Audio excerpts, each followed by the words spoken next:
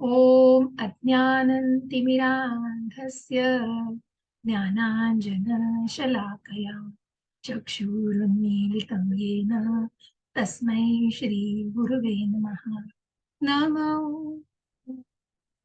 विष्णुपदाय कृष्णपृष्ठाय भूतले श्रीमते भक्ति वेदांत स्वामिन इति नामिने। नमस्ते सरस्वते देवे गौरवाणी प्रचारिणे निर्विशेष शून्यवादी पाश्चात्य देश तारिणे। जय हो श्री कृष्ण चैतन्य प्रभु नित्यानंद श्री अद्वैत गदाधर श्रीवासादि गौर भक्त वृंद। हरे कृष्णा कृष्णा कृष्णा हरे हरे हरे राम राम राम हरे हरे। हरे कृष्णा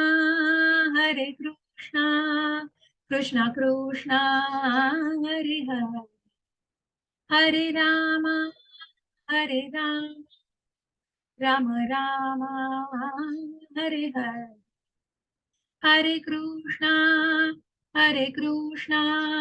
कृष्णा कृष्णा हरे हरे। हरे राम राम राम हरे हरे। हरे कृष्णा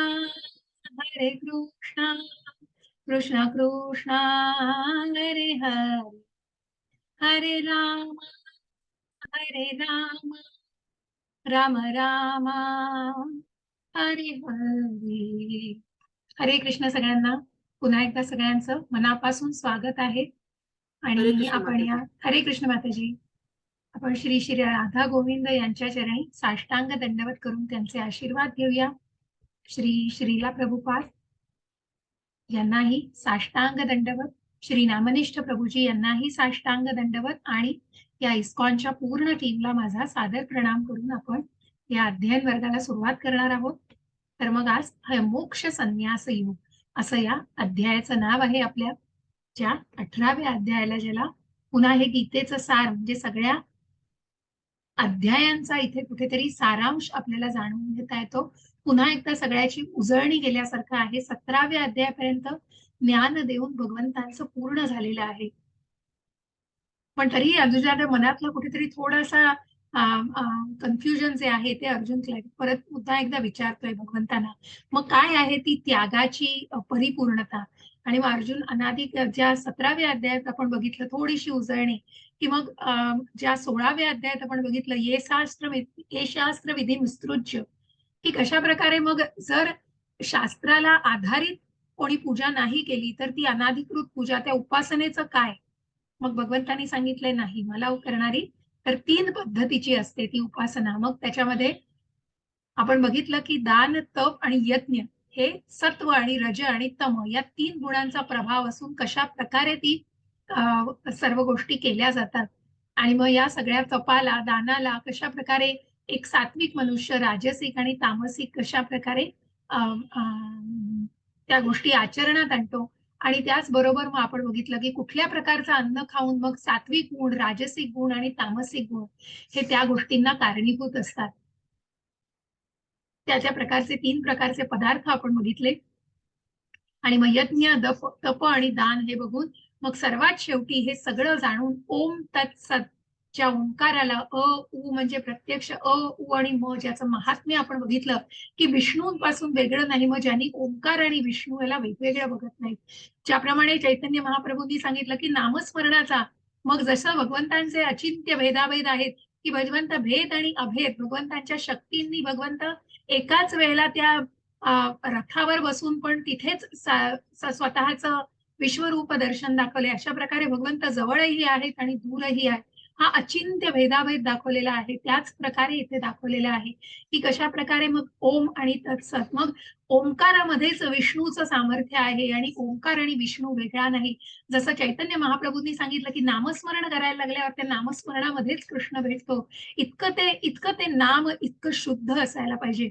म्हणून त्या नामाचे पण आपण प्रकार ऐकले की आपण जे नामस्मरण करतो ते अपराध भावनेमध्ये असतं कुठेतरी, मग आभास भावना आणि शुद्ध नामस्मरण असे 3 टप्प्यांमध्ये नामस्मरण. मग जे शुद्ध भक्त आहेत, ज्यांनी अगदी पूर्णपणे त्या भावभक्ती प्रेमभक्तीपर्यंत तो टप्प्या गाठलेला आहे, ते निश्चितच सर्व त्या शुद्ध नामस्मरणामध्ये असतात.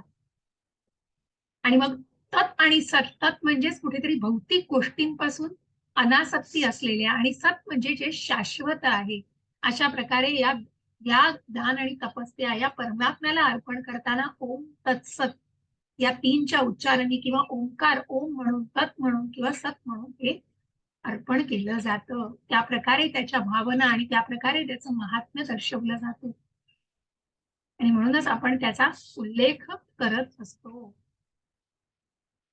आणि मग 18व्या अध्यायात आपल्याला आज जाणायचंय. मग काय प्रश्न पडलेत? मग ज्या 17व्या अध्यायात आपण पूर्ण केलेलं आहे की ओम तत्सतनी आपण दान, धर्म, ध्यान, यज्ञ आणि तप याला पूर्ण पडतो आणि परिपूर्ण पद्धतीने अशी ही हे क्रियाकलाप केले जातात.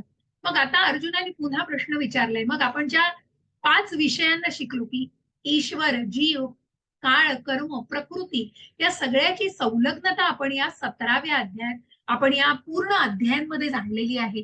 मग या सगळ्यावरती कुठेतरी अर्जुनाला प्रश्न पडलेला आहे की मग त्यागाची जी काही त्याग करण्याची प्रवृत्ती आणि त्यागाची जी काही ऑर्डर म्हणजे रिनाउन्स ऑर्डर ती त्याला जाणून घ्यायची आहे. कशा प्रकारे त्याग केला म्हणजे, तर त्या कर्मयोगाद्वारे. मग कर्मयोग का कर्मसन्यास, मग त्या पूर्ण कर्माचाच संन्यास केलाय की ते कर्म एक वैष्णव मात्र ते कर्म निश्चितच भगवंतांना अर्पण करून करेल. आणि म्हणूनच हा कर्म संन्यास हा कर्मयोग हा कर्म संन्यासापेक्षा हा श्रेष्ठ आहे. ज्या 3ऱ्या अध्यायात आपण जाणलं, ज्या 5व्या अध्यायामध्येही आपण जाणलं की पूर्ण कर्माचा त्याग करू नकोस. मग अर्जुनाला पडलेले प्रश्न की कुठलं श्रेष्ठ आहे, तुम्हाला नक्की एक सांग, एकम बदल. आणि म्हणून भगवंतांनी सांगितले की जे काही करतोयस ते मला अर्पण कर. आणि कशा प्रकारे मग त्या गोष्टींना जाणून घेतलं जाईल. आणि म्हणूनच कर्माचा संन्यास, पूर्णपणे कर्माचा संन्यास न करता भगवंतांच्या भक्तीमध्ये ते कर्म करणं, भगवंतांना अर्पण करणं हे कर्मयोग आहे.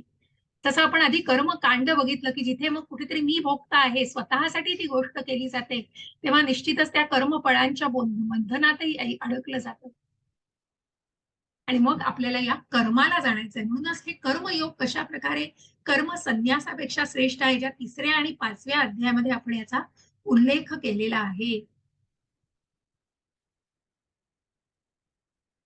आणि मग त्याच्यानंतर या कर्माला जाणल्यानंतर आपल्याला जाणायचं आहे की मग हे कर्म केलं जातं, त्या कर्माच्या मागे फक्त मी भोगता आहे, मी हे कर्म करतोय तर नाही, त्या कर्माचे काय घटक आहे, त्या कर्माचं पूर्ण विश्लेषण आपल्याला करायचं आहे. आणि मग त्या कुठल्या 5 घटकांनी कर्म तयार होतं किंवा कर्म साधलं जातं. आणि मग पुढे जाऊन तो कर्ता आहे, मग ते जे ज्ञान आहे, त्यानंतर कर्म करणारं आहे, हे सगळ्यावरती कशा प्रकारे त्रिगुणांचा प्रभाव आहे. कारण मग हा त्रिगुण जे आहेत ते कुठेतरी या त्रिगुणांचा प्रभाव ह्या प्रत्येक वेळी मनुष्याच्या त्या स्वभावावरती असतो. आणि मग कुठेतरी श्रद्धेचा, ज्या श्रद्धात्रय विभाग योगात आपण ऐकलं की मग ती श्रद्धा निरनिराळ्या प्रकारची कशी असते, जेव्हा तो त्या त्रिगुणांचा प्रभाव त्या भौतिक प्रकृतीवर दिसतो आणि त्याच प्रकारे ती व्यक्ती रिॲक्ट होत असते, त्याच प्रकारे प्रतिसाद देत असते. आणि म्हणून आपण सत्व, रज आणि तम या 3 ह्याच्यातनं आपण जाण्याचा प्रयत्न केलाय. मग कर्मकांड ते कर्मयोग जे आपण 3ऱ्या अध्यायात बघितलं की मग स्वतःच्या इंद्रिय तृप्तीसाठी नाही, आत्म इंद्रिय तृप्ती तारो नाम काम छे आणि कृष्ण इंद्रिय तृप्ती त्यारो नाम प्रेम छे. अशा प्रकारे मग ते कर्माचे 5 घटक. मग काय असतात कर्माचे 5 घटक? तो कर्म करणारा कर्ता, मग त्याविषयीचं ज्ञान, मग जी काही अवयव त्याच्यामध्ये सामील झालेले आहेत ते, आणि त्याच्यानंतर मग त्या कर्माला पहिल्यांदा आपल्याला जाणायचं झालं, सगळ्यात महत्वाचं काय, तर कर्माचे कर्म म्हणजे कुठे केलं जाते आणि कर्माचं ते ठिकाण. मग तो कर्ता कोण कर्म करतो आहे, त्याच्यामध्ये वेगवेगळे कर्ते आले. मग त्या कर्त्याची इंद्रिय, जी इंद्रिय त्याच्यामध्ये संलग्न आहेत, त्यानंतर त्या कर्त्याचे परिश्रम, जे काही परिश्रम करते, पण सर्वात महत्वाचं आणि शेवटी ते त्या परमेश्वराची अनुमती. पंचैते तस्य हैतवः. आणि म्हणून मग अशा प्रकारे आपण या कर्माला, मग त्या कर्माचे पुढे जाऊनही अजून 3 गुणांमध्ये, की जे मन, बुद्धी, मग या कर्माला करताना मग उदाहरणादाखल आपण सांगितलंय की या 3 घटकांना सुद्धा अजून सामील केलं जातं. जिथे कर्माचे घटक 5 आहेत, तिथे अजून मनातही जे प्लॅन केले जातात, ज्या प्रेरणा, मग एखादी एखादी क्रियाकलाप करायचा, एखादी गोष्ट करायची, त्याच्या डोक्यात विचार आधीपासून सुरू होतात. मग आपल्याला कसं ते करायचं असेल, ऍक्च्युअल इम्प्लिमेंटेशन प्रत्यक्ष करणं हे नंतरची गोष्ट असते. परंतु या 3 घटकांना आपल्याला त्याच प्रकारे जाणून घ्यायचंय आणि मग नंतर या त्रिगुणांच्या प्रभावाखाली आपल्याला जाणायचंय, तो कर्ता कसा आहे, ते कर्म कसं केलं जात आहे आणि त्याच्यानंतर जे काही आहे ते त्या त्रिगुणांचा, मग जे सुख मिळतं आहे, ज्या एक प्रकारचा निश्चय केला जातो, एक प्रकारची जी बुद्धी आहे, या सगळ्याच त्रिगुणांद्वारे आपल्याला अभ्यास करता येतो. आणि मग सगळ्यात सोपी पद्धत भगवंतांनी जी सांगितली की वर्णाश्रम. आणि मग त्यासाठी की हे सर्व जाणून सुद्धा जर कोणी आध्यात्मिक प्रवासामध्ये पुढे जात नसेल, ऍडव्हान्स करत नसेल, तर या वर्णाश्रम पद्धतीला जाणून घ्यायचं आहे. आणि त्याने शुद्धीकरण कसं होतं, मग ब्राह्मण, मग ज्या आपण म्हणालो की गोपनीय ज्ञान, राजगुह्य ज्ञान जे दिलेलं आहे, मग कशा प्रकारे तू भक्त, म्हणजे तू निर्माता, भगवंत हे निर्माता आहेत, आपण निर्मिलेलं आहोत हे जाणणं आवश्यक आहे. आणि अशा या शुद्ध भक्तीमध्ये कृष्ण भावनेमध्ये वावरणं हा त्याचा निष्कर्ष आहे. आणि मग आपल्याला सगळ्यात शेवटी ज्या ज्या युद्धाचा विजय होतो, कारण जिथे नीती असते तिथेच भगवंतांचा विजय होतो. आणि अशा प्रकारे मग त्या निष्कर्षामध्ये म्हणून आपण म्हटलंय, यत्र योगेश्वर कृष्ण यत्र धनुर्धर पार्थ धनुर्धर हा. कशा प्रकारे मग कृष्ण आणि अर्जुन हे त्याच रणांगणावरती आहेत, जे कृष्ण आहेत आणि जे अर्जुन धनुर्धर आहेत, कशा प्रकारे यांच्या नीतीचाच इथे विजय झालेला आहे. कारण प्रत्यक्ष ऋषिकेश, प्रत्यक्ष केशिनी सुदन ज्यांना म्हटलेलं आहे, की मग ज्या स्वतःच्याच इंद्रियांचा जे नियंत्रण करतात आणि ज्या आसुरांना, मग ज्या अशाच प्रकारच्या केशिनी सुदांना भगवंताने ठार मारलेलं आहे. आणि म्हणूनच अर्जुन म्हणतो आहे की मला या त्यागाविषयीची भावना आता जाणून घ्यायची आहे, की मला त्याग आणि संन्यास तत्व या गोष्टीला अजून जाणण्याची इच्छा आहे. मग का म्हटलंय केशिनी सुदन, का म्हटलंय इंद्रियांचा नियंत्रण कुठेतरी, का तर कारण मग या मनातले जे अर्जुनाच्या विचार आहेत ते कुठेतरी जर असुरासारखे विचार असेल तर त्याचा वेळीच त्याला नाश केला पाहिजे. आणि म्हणून त्याला भगवंतांना अर्जुन अशा प्रकारे संबोधत आहेत. आणि जी इंद्रिय ज्यांची, त्यांची इंद्रिय अगदी पूर्णपणे, मग एक एक इंद्रिय किंवा आयु ते वेगवेगळ्या कार्य करू शकतात, असे हे भगवंतांचं आध्यात्मिक स्वरूप आहे. त्याला आपण जाणण्याचा प्रयत्न करणार आहोत. संन्यासस्य महाबाहो तत्त्वमिच्छामि वेदितुम त्यागस्य च ऋषिकेश पृथक् केशिनिषूदन. हरे कृष्ण माताजी. हरे कृष्ण माताजी. अर्जुन म्हणाला, हे महाबाहू ऋषिकेश, हे केशिनी सुदन, मला त्याग आणि संन्यासाचे तत्व जाणण्याची इच्छा आहे. हरे कृष्ण. हरे कृष्ण. एक सेकंड.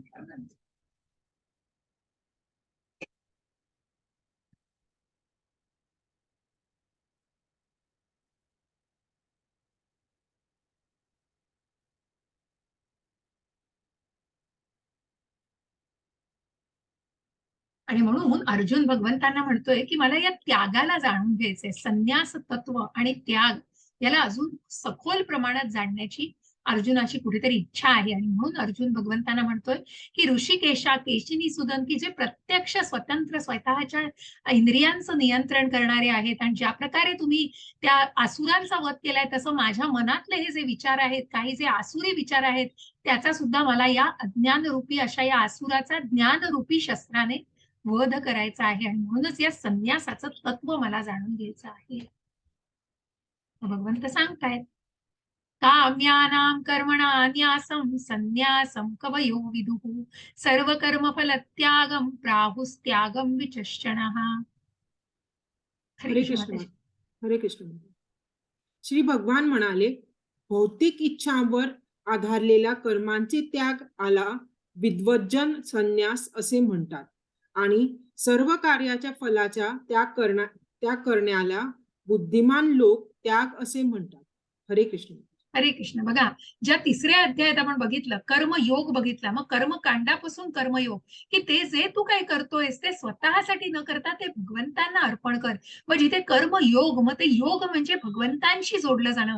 म्हणून कर्म संन्यास नाही, कारण त्या पूर्ण कर्माला, म्हणून भगवंतांनी 5व्या अध्यायात सांगितलंय, 3ऱ्या अध्यायामध्ये नमूद केलेलं आहे की हे चांगलं आहे त्या कर्माचा त्याग, कारण कुठेतरी भौतिक इच्छांवर आधारलेल्या त्या कर्मांचा त्याग केला जातो आणि म्हणूनच याला संन्यास म्हटलं जातो, कारण त्या मनावरती कुठेतरी नियंत्रण आणलं जातं. पण त्याही पेक्षा श्रेष्ठ काय आहे, तर कर्मयोग श्रेष्ठ आहे. मग कर्माचा त्याग करू नका, तुला कुठलं पाहिजे, दृढ निश्चयाने उठ आणि हे युद्ध कर.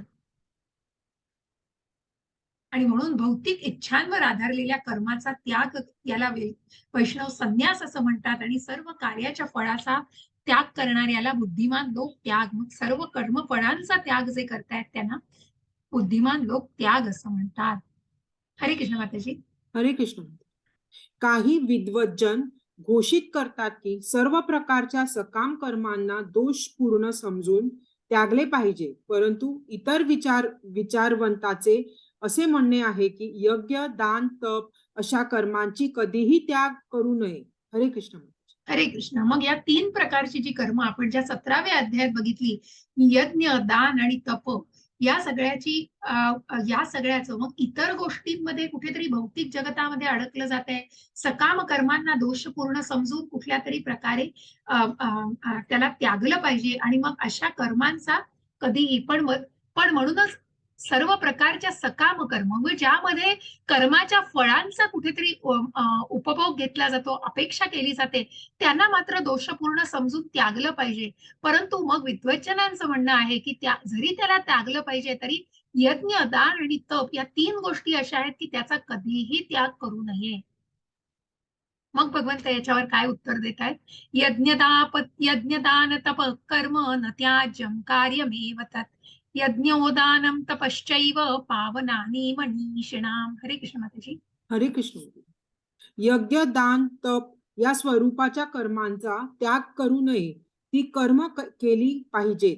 यज्ञ दान आणि आणि ही तर महात्म्यांना देखील पवित्र करतात.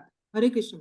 हरे कृष्ण. म्हणूनच मग भगवंत सांगतायत की हो, विद्वज्जनांनी ते सांगितलेलं आहे त्याला कुठेतरी भगवंत अप्रूव्ह करतायत आणि सांगतायत की मग निश्चितच यज्ञ दान आणि तप या स्वरूपाच्या कर्मांचा कधीही त्याग करू नये, ती कर्मे केली पाहिजेत. यज्ञ दान ही तर महात्म्यांना, मग या यज्ञाला सुद्धा, या यज्ञाने महात्म्यांना सुद्धा पवित्र केलेलं आहे. असे हे जे दक्ष महाराज आपल्याला दिसत आहेत, त्यांची मुलगी सती, आणि ही सती माता आपल्या वडिलांकडे यज्ञ आहे म्हणून जायला निघते, पण शिवांना याचं आमंत्रण दिलेलं नसतं आणि म्हणूनच मग शिव म्हणतात मी स्वतःहून येत नाही, तू जा, तुला आपल्या वडिलांकडे तू निश्चित जा. आणि म्हणून मग ती त्या यज्ञाच्या ठिकाणी येते, पण योग्य असं स्थान तिच्या पतीला दिलेलं नसतं आणि म्हणूनच मग कुठेतरी ती त्या यज्ञामध्ये आहुती देते, स्वतःची आहुती देते.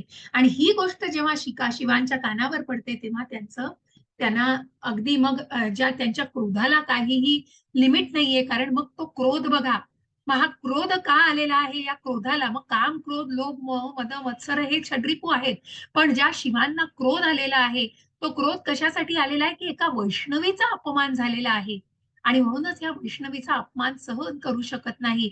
म्हणूनच मग महात्म्यांना देखील, मग दक्ष महाराजांना जेव्हा त्यांची मुलगी जेव्हा यज्ञात आहुती देते तेव्हा ही बातमी शिवांपर्यंत पोहोचल्यावर ते त्यांच्या सैनिकासह, ते त्यांच्या बरोबरच्या मग जे काही त्यांनी नेमलेलं असतं, एक मिनिट हा, त्याचं नाव आहे, ते आपल्या शक्तीतून तयार करून आणि मग ज्यांचा शिरच्छेद करण्यासाठी, की जेव्हा त्यांना ठार मारण्यासाठी, की कशा प्रकारे मग, एक मिनिट मला द्या,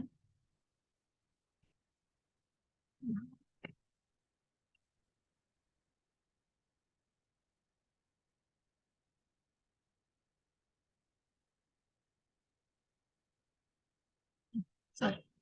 आणि म्हणूनच मग जेव्हा शिव दक्षाला दक्ष हा जो राग त्यांना अनावर होतो, कारण एका वैष्णवीसाठी, एका वैष्णवीचा अपमान झालेला असतो, एका विष्णू भक्ताचा अपमान झालेला असतो आणि मग मात्र ते सहन करू शकत नाहीत. म्हणून ते दक्षाला मारण्यासाठी पाठवतात आणि दक्षाचा शिरच्छेद केला जातो. परंतु तो शिरच्छेद ज्या 15व्या अध्यायात आपण बघितलं, मग सर्वस्य चाहं हृदि सन्निविष्टो मत्तः स्मृतिर्ज्ञानमं पोहनं च वेदैश्च सद्वैश्च वेद्यो वेदांत कृद्वेद विदेव चातु. चुकलं नाही ना माझं?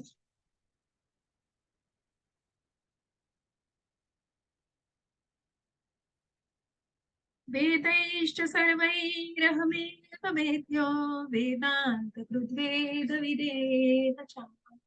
विदेव चाहन म्हणजे भगवंतांपासूनच सगळ्या स्मृती विस्मृती याच्या 15व्या अध्यायात आपण सर्व काही जाणलं.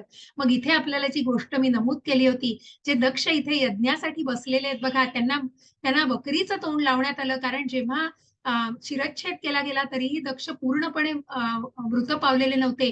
म्हणून ब्रह्मा शिवांकडे जातात की त्यांना त्यांचं शिर पुन्हा लावायची आज्ञा द्यावी आपण. परंतु शिव म्हणतात की तो मनुष्य जन्म पुन्हा घेऊ शकत नाही, त्याला मनुष्य मानव जातीत जन्म घेऊ पात्रता नाहीये त्याची, आणि म्हणून मग त्याला बकरीचं शिर लावलं जावं. बकरीचं शिर लावल्यानंतर तेव्हा सुद्धा दक्षाच्या मनामध्ये पश्चाताप निर्माण होतो आणि पश्चाताप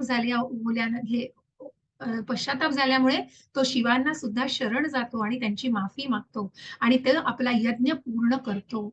दक्षाने यज्ञ कर्म पूर्ण केलेलं आहे. म्हणूनच मग ज्या सर्वस्य चाहम ज्या श्लोकामध्ये आपण की या स्मृती विस्मृती या कुठेतरी ज्या आपण भौतिक जगतामध्ये आणि अनेक शोधांमध्ये शिकतो की हे सगळं फक्त ब्रेन, फक्त मेंदूशी निगडित आहे, तसं नसून हे सगळं हृदयापासून आलेलं आहे आणि म्हणूनच हृदयापासून कुठेतरी या सगळ्या स्मृती विस्मृती आहेत आणि म्हणून दक्ष महाराज हे शिवांना शरण गेलेले आहेत.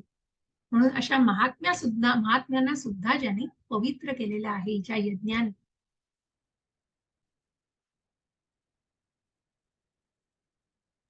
मग आता या कर्मांविषयी जे आपण जाणतोय, जसं आपण बघितलं की एक मिनिट, मला वाटतं हा अजून ते यायचंय.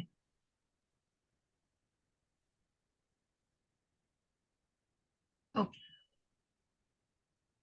यज्ञदान तपः कर्म न त्याज्यं कार्यमेव तत् यज्ञोदानं तपश्चैव पावनानि मनीषिणां. सॉरी जे झालं.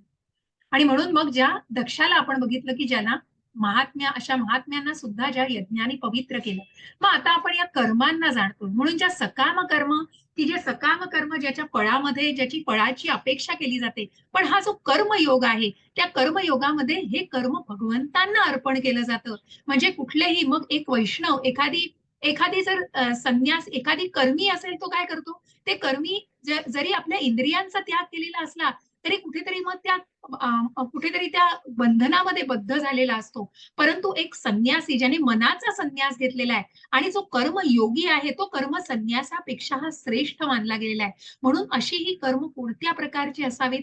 मग आता आपल्याला प्रत्येक गोष्ट जी जाणायची आहे ती सत्व, रज आणि तम या 3 गुणांच्या फरकाने, मग या त्रिगुणांचा या भौतिक प्रकृतीवर जो परिणाम आहे, त्या भौतिक प्रकृतीवरचा परिणाम जाणून त्या गोष्टींना आपल्याला त्या फरकासह जाणून घ्यायचं आहे. मग हे कर्म करताना एखादी जी सात्विकतेमधली व्यक्ती, राजसिकतेमधली व्यक्ती आणि तामसिकतेमधली व्यक्ती कशा प्रकारे कार्य करेल. एतान्यपि तु कर्माणि संगं त्यक्त्वा फलानि च कर्तव्यानि ति मे पार्थ निश्चितं मतमुत्तमम्. हरे कृष्ण माताजी. हरे कृष्ण माताजी. ही सर्व कर्मे कोणत्याही प्रकारची आसक्ती किंवा फलाच्या अपेक्षा विना केली पाहिजे. हे पार्थ, ही कर्म कर्तव्य बुद्धीने केली पाहिजेत. हे माझे अंतिम मत आहे. हरे कृष्ण. म्हणूनच ही निष्काम पद्धतीने, जे निष्काम पद्धतीने कर्म, ज्या कर्म संन्यासापेक्षा कर्म योग, आणि म्हणून ही कर्म कशी केली पाहिजेत, तर कुठल्याही प्रकारची आसक्ती आणि फळांच्या अपेक्षेविना कर्तव्य बुद्धीने ते कर्म, ज्या माणुसकीने. मग आपल्याला चित्रात जे दिसतं आहे, एखादी सात्विक मनुष्य मात्र नक्कीच याच्याबद्दल डेअरिंग करून की नाही, मला त्याला वाचवायचं आहे आणि कुठेतरी निश्चितच मला शक्य आहे ती गोष्ट मी निश्चितच करणार आणि कुठल्याही प्रकारच्या मनामध्ये अपेक्षेने ती गोष्ट केली जात नाही, निष्काम पद्धतीने केली जातात. आसक्ती आणि फलांच्या अपेक्षेविना ते कर्म केली जातात. मग एक मोड ऑफ गुडनेस म्हणजे सात्विकतेमधली व्यक्ती निश्चितच अशा प्रकारे कार्य करेल, कारण ती कर्तव्य बुद्धीने ते कर्म करते, कुठल्याही अपेक्षेविना ते कर्म केलं जाते आणि म्हणूनच कर्तव्य बुद्धीने ती सर्व कर्म केली पाहिजेत, असं माझं अंतिम मत आहे. मग कर्तव्य बुद्धीने कोण करेल, तर तो सात्विकतेमध्ये आहे, तो निश्चितच ही गोष्ट कर्तव्य म्हणून पार पडेल. पण मग राजसिकतेमधला व्यक्ती काय, की कुठेतरी आवड, मग कठीण कर्तव्य, मग हे खूप कठीण आहे करणं, कारण मग जर करायचीच इच्छा नसेल, तर हजार आपल्याला त्याच्यासाठी एक्सक्युजेस असतात हो. मग ते खूप कठीण कर्तव्य आहे, ती खूप भीती वाटणारी गोष्ट आहे, अशी राजसिक वृत्तीची माणसं बोलतात. आणि मग जी तामसिकतेमध्ये, जी अज्ञानामध्ये, भ्रमामध्ये आहेत, ती लोक अज्ञान आणि भ्रमामध्येच त्या गोष्टीमध्ये रमून जातात आणि मग त्यांच्यासाठी ती गोष्ट कठीण होऊन बसते. ते कर्म करायला ते पुढे धजत नाही. मग या कर्म म्हणजे काय आहे? या कर्माचे घटक काय आहे? ते कर्म 5 घटकांनी कसं काय बनलेलं आहे? ते आपण आता थोडक्यात जाणून घेऊया. या कर्माविषयी आपण सगळं जाणतो आहोत. हरे कृष्ण माताजी. हरे कृष्ण माता. हे महाभाऊ अर्जुन, वेदांत वेदांत यानुसार सर्व कर्माच्या सिद्धीची 5 कारणे असतात. ती कारणे माझ्याकडून समजून घे. कर्माचे स्थान शरीर, करता विभिन्न इंद्रिय, अनेक प्रकारचे प्रयत्न आणि शेवटी परमात्मा, ही 5 कारणे होत. हरे कृष्ण. हरे कृष्ण. आणि म्हणूनच कर्मांच्या सिद्धीची, मग ते कर्माचं ठिकाण, त्या कर्माचा जो पहिल्याच त्या स्लाइडमध्ये सांगताना मी सांगितलं, की त्या चार्टमध्ये कर्माचं ठिकाण महत्वाचं, ते कर्माचं जो कर्म करतो आहे तो कर्ता महत्वाचा आहे. मग ते कर्म करणारी त्याच्यामध्ये त्यांचे जे कर्ता आहे त्याचे कुठले कुठले अवयव हे सगळे सामील झालेले आहेत. आणि मग त्या कर्त्याने कुणाला खाट्यावर बसून सगळी बिल्डिंग जादूच्या कांड्याने करणार नाही. मग तुम्हाला दिसत आहे की उदाहरणादाखल एक बिल्डिंग बांधायची, स्काय स्क्रॅपर बांधायची एक, मग त्या बिल्डिंगला बांधण्यासाठी काय काय त्याच्यामध्ये 5 घटक असतील, तर मग कुठेतरी पहिलं काय होईल, सांगू शकाल चॅटमध्ये?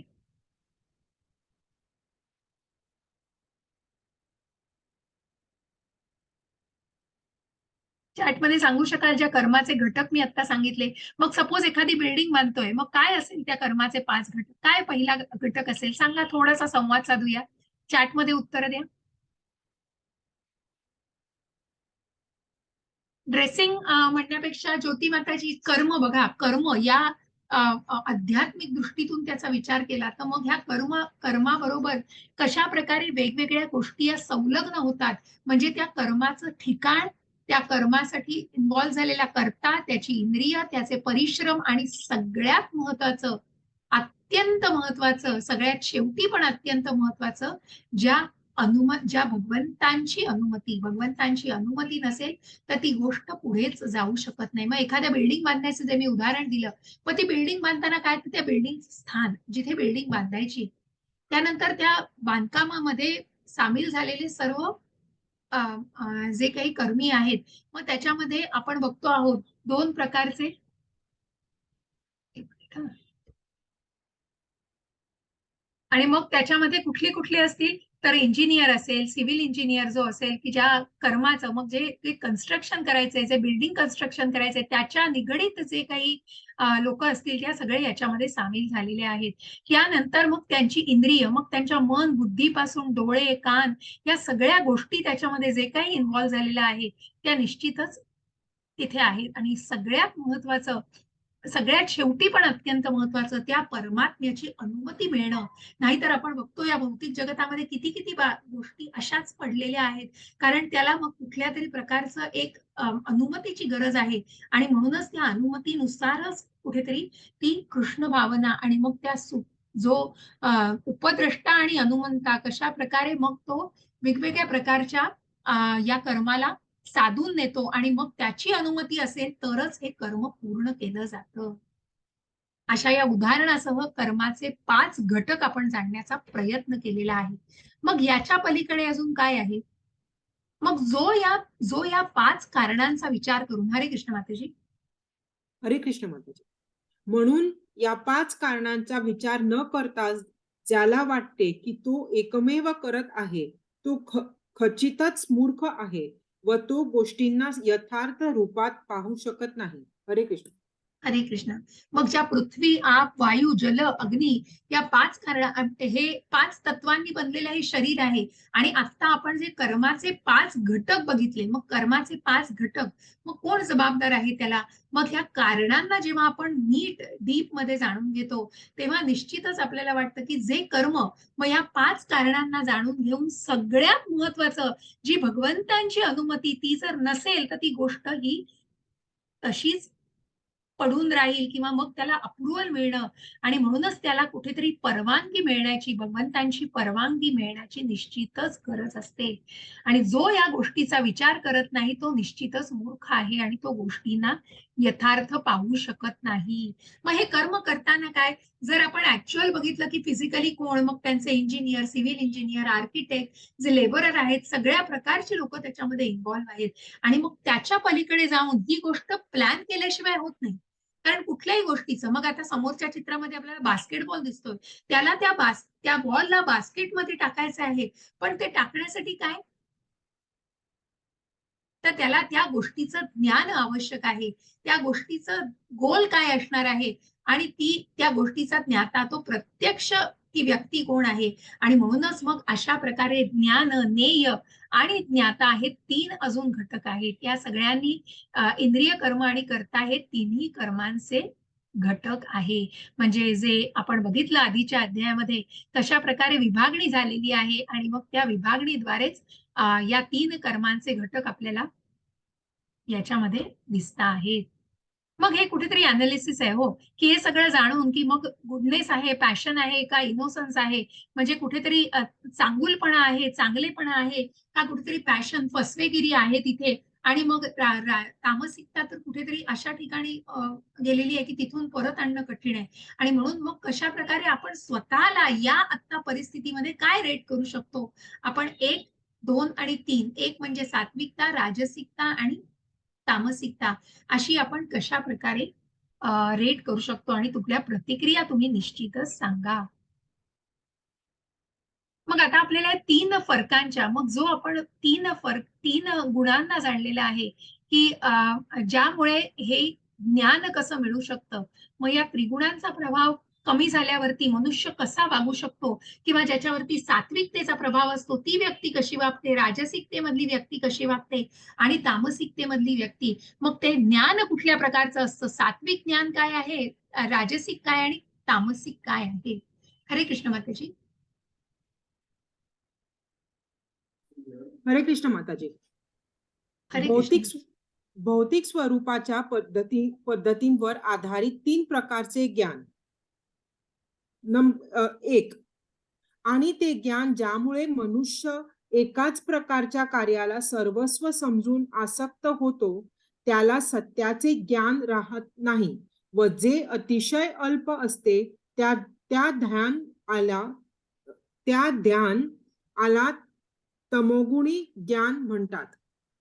2, ते ज्ञान ज्याद्वारे प्रत्येक भिन्न शरीरात भिन्न प्रकारचे जिवंत अस्तित्व आहे, हे आपणास समजले पाहिजे की आपण उत्कटतेच्या स्थितीत असणे आवश्यक आहे. 3, ज्या ज्ञानामुळे अनंत रूपात विभाजित असलेल्या सर्व जीवांमध्ये एकच अविभक्त आध्यात्मिक स्वभाव दिसून येतो, त्या ज्ञानाला तू सात्विक समज. ज्या ज्ञानामुळे अनंत रूपात विभाजित असलेल्या सर्व जीवांमध्ये एकच अविभक्त आध्यात्मिक स्वभाव दिसून येतो, त्या ज्ञानाला तू सात्विक समज. हरे कृष्ण माताजी. हरे कृष्ण. पंडितः समदर्शिनः, आपण ही स्लाइड बऱ्याच वेळेला ती पुन्हा रिपीट पण होईल आता स्लाइड. मग या सगळ्या विषयी जाणून, जसं आपण म्हटलं की ज्ञानाचे हे 5 घटक, आणि त्याच्यानंतर मन, बुद्धी, मग या मनामध्ये या सगळ्या प्रेरणा, मग ही प्रेरणा कशापासून मिळते, कारण त्याबद्दलचं ज्ञान, जसं प्रत्येक वेळी आपण सांगतोय की हे ज्ञान आचरणात, नुसतंच ते ज्ञान घेतलेलं आहे आणि नुसतंच माझ्याकडे एवढी पुस्तकं आहेत हे आहे नाही, ते ज्ञान आचरणात आणलं, कारण त्याचं ऍप्लिकेशन, नॉलेजपेक्षा नॉलेजचं ऍप्लिकेशन भगवंतांनी श्रेष्ठ सांगितलेलं आहे. आणि हे सगळे जे घटक आहेत ही प्रेरणा देणारी, कर्माला प्रेरणा देणारी घटक आहेत. आणि म्हणूनच मग ज्या ज्या ज्ञानाला, मग हे ज्ञानाचे चक्षु, मग हे ज्ञान कुणाकडनं मिळेल, तर मग ते ज्ञान निश्चितच अशा प्रकारे फरकाने जाणून येता येतं की ज्या सात्विकतेमध्ये पंडितः समदर्शिनः अविभक्त आध्यात्मिक स्वभाव दिसून येतो, सर्व जीवांमध्ये एकच स्वभाव दिसून येतो. अशा ज्ञानाला तू सात्विक ज्ञान समज, ज्या ज्ञानामुळे तू अनंत रूपात विभाजित अविभक्त आध्यात्मिक स्वभाव दिसून येतो, त्या ज्ञानाला तू सात्विक ज्ञान समज. आणि म्हणूनच मग जे काही सगळ्या जीवांमध्ये जे आहे, जे परमात्म्याचं रूप, जो परमात्म्याचा अंश जो प्रत्येक जीवामध्ये बघतो आहे, तो निश्चितच सगळ्यांना समदृष्टीने बघत असतो. अशा ज्ञानाला तू सात्विक ज्ञान समज. मग ज्याद्वारे भिन्न शरीरामध्ये, मग भिन्न शरीराच्या, मग जिथे गॉसिप आपण या सगळ्या 15व्या आपण या आधीच्या अध्यायामध्येही केलेलं आहे नमूद. आणि अशा प्रकारे भिन्न प्रकारचे लोक, भिन्न अस्तित्व आहे हे आपल्याला समजले पाहिजे, कारण आपण उत्कटतेच्या स्थितीत असणे आवश्यक आहे. मग ज्या ज्ञानाद्वारे भिन्न शरीरामध्ये, मग वेगवेगळ्या शरीरांमध्ये वेगवेगळे अवयव आहेत आणि त्यांचे जिवंत अस्तित्व आहे हे जपणारा, हे आपल्याला समजले पाहिजे की आपण उत्कटतेच्या, मग ही उत्कटता म्हणजे कुठेतरी त्या पॅशन म्हणजे कुठेतरी ज्या त्या भावनेमध्ये त्या गोष्टीचा विचार केला जातो. तामसिकता काय हो, ज्ञानामध्ये पूर्णपणे झिरो, अज्ञानामध्ये ही गोष्ट असते. आणि म्हणून ते ज्ञान ज्यामुळे एकाच प्रकारच्या कार्याला सर्वस्व समजून आसक्त आसक्त होऊ नका, त्याला सत्याचं ज्ञान राहत नाही, जे अतिशय अल्प आणि ध्यान. मग अशी व्यक्ती डिस्क्रिमिनेट करूच शकत नाही, सत्य आणि असत्य आणि त्या गोष्टीची झाडच नसते. आणि म्हणूनच अशा प्रकारे मनुष्य एकाच प्रकारच्या कार्याला सर्वस्व, मग त्या एकाच आपल्या वलयाभोवतीच फिरत राहतात, त्याच्यातून बाहेर पडण्याची सुद्धा इच्छा नसते. आणि मग जे अतिशय अल्प असे असते, तर त्याला तमोगुणी ज्ञान असे म्हणतात. मग याच्यावर आधारलेले कर्म, याच्यावर आधारित क्रिया कुठल्या आहेत हे आपण जाणून घेऊया. हरे कृष्ण माताजी. हरे कृष्ण माताजी. भौतिक स्वरूपाच्या पद्धतींवर आधारित 3 प्रकारच्या क्रिया. जो मनुष्य प्राकृतिक गुणांचा संग न करता मिथ्याहंकारा विना निश्चयाने आणि उत्साहाने यशापयश यामुळे विचलित न होता आपले कर्म करतो, त्याला सात्विक करता असे म्हटले जाते. जो करता कर्म आणि कर्मफल प्रती आसक्त होऊन फळांना बघू इच्छितो आणि जो लोभी शाळू अपवित्र व सुख दुःखामुळे विचलित होणार असतो, त्याला रजोगुणी करता म्हटले जाते. जो करता नेहमी शास्त्र विरुद्ध कर्म करतो, जो भौतिकवादी, हट्टी, कपटी, दुसऱ्यांचा अपमान करण्यात तरबेज असतो व जो आळशी, सदैव आणि काम करताना चालढकल करणार असतो, त्याला तमोगुणी करता असं म्हटले जाते. हरे कृष्ण. हरे कृष्ण. मग जसं हे ज्या ज्ञानाने बघा, हे ज्ञान जे केलं जातंय, कर्म त्याच्यामध्ये केलं जातं आणि मग ते ज्ञान घेऊन तो करता तशा प्रकारे क्रिया करतो आहे आणि तशा प्रकारे त्याचा स्वभाव आहे. मग अशा कर्त्याला जाणल्यानंतर नेमके काय तो कर्म करतो आहे, आपण हे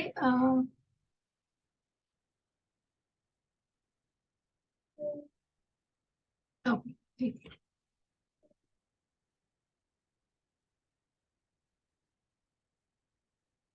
माताजी हे वाचलेलं तुम्ही? हो, हे आधी वाचलं ना, हे कर्म आधी ना, आधी कारण मला वाटलं माझं कुठे मिस नाही ना. हा ठीक आहे, रजोगुणी कर्म आणि ठीक आहे, येस, सॉरी. तर मग अशा प्राकृतिक गुणांचा संग न करता मिथ्या अहंकार, मग कुठेतरी मन, बुद्धी आणि अहंकार ज्याला कुठेतरी नियंत्रित केलेलं आहे उत्साहाने, यश आणि अपयश, जसं आपण म्हटलं की मग सात्विकतेमध्ये व्यक्ती आहे म्हणजे कुठेतरी निश्चितच सुखाने बांधली गेली आहे, पण त्यांनी स्वतःच्या इंद्रियांवर कुठेतरी नियंत्रण मिळवलेलं आहे. आणि जो प्राकृतिक गुणांचा, मग कुठल्याही प्रकृतीच्या गुणांचा संग न करता तो अशा प्रकारे अविचलितपणे ते कर्म करतो, त्या कर्त्याला सात्विक कर्ता म्हटलेलं आहे. जे कर्म बघा कशा प्रकारे त्यांनी केलं, कारण ते ज्ञानाला, त्या सात्विक ज्ञानाला जाणून कशा प्रकारे ती इच्छा न ठेवता आणि जे आसक्ती शिवाय केलेलं कर्म आहे, त्या कर्माला जसं सात्विक कर्म, तसं कर्म करणारा करता हा सात्विक कर्ता म्हटला जातो. मला हे थोडस ओके.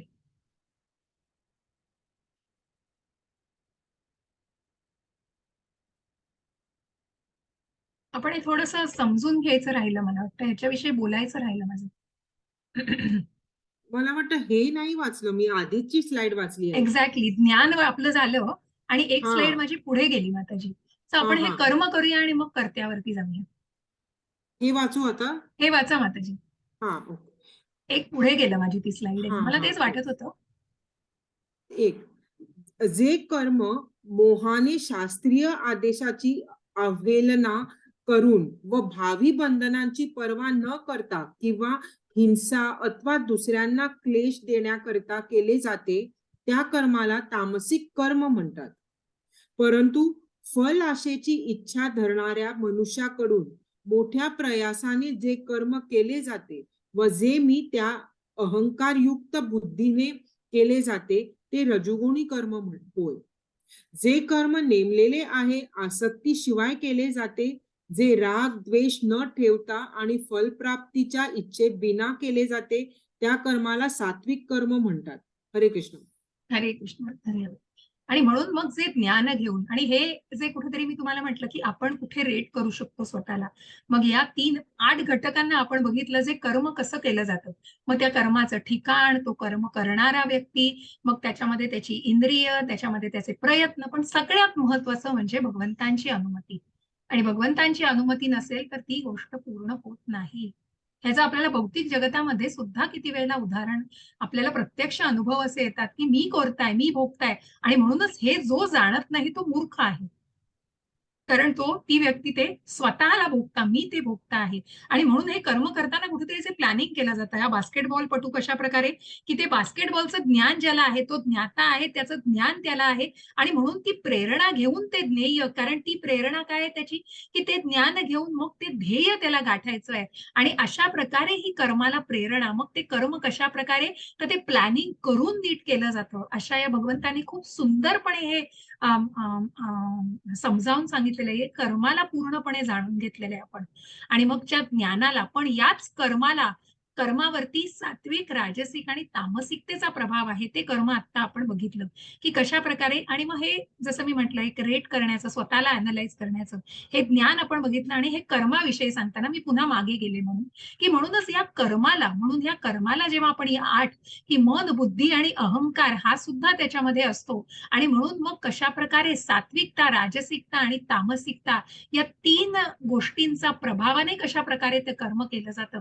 मग जे नेमलेले आहे आसक्ती शिवाय केलं जातं, राग द्वेष न ठेवता, कारण कुठेतरी समतोल ठेवून फलप्राप्तीच्या इच्छेविना, मग ती व्यक्ती सात्विकतेमध्ये व्यक्ती आहे, ती कुठेतरी फळांची अपेक्षा त्यागून ते कर्म करते.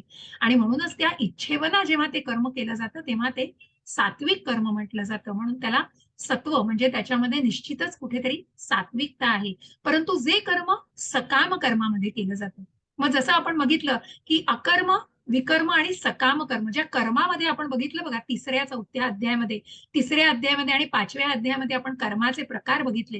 तेच हे कर्म. म्हणून तर म्हटलं की आता आपल्याला हे जे जाणायचं आहे, हे सगळी रिव्हिजन, मग त्याच्यामध्ये ऍडिशन्स आहेत थोड्या, ज्या कर्माचे घटक आपण बघितले, कारण अजून विश्लेषित स्वरूपामध्ये भगवंतांनी ते सांगितलंय. आणि मग ज्या अकर्माला आपण बघितलं, जे सकाम कर्म बघितलं आणि जे विकर्म बघितलं. विकर्म म्हणजे तामसिकता, मध्ये दिसतंय ते सकाम कर्म, आणि निष्काम कर्म काय, सात्विकतेमधलं. पण त्या गुणातीत जेव्हा जायचंय तेव्हा ती व्यक्ती निश्चित काय करेल, ती कृष्ण भावनेमध्ये ते कर्म करेल. कारण त्या फळांच्या अपेक्षेविना ते कर्म केलं जाईल आणि ते भगवंतांना अर्पण केलं जाईल.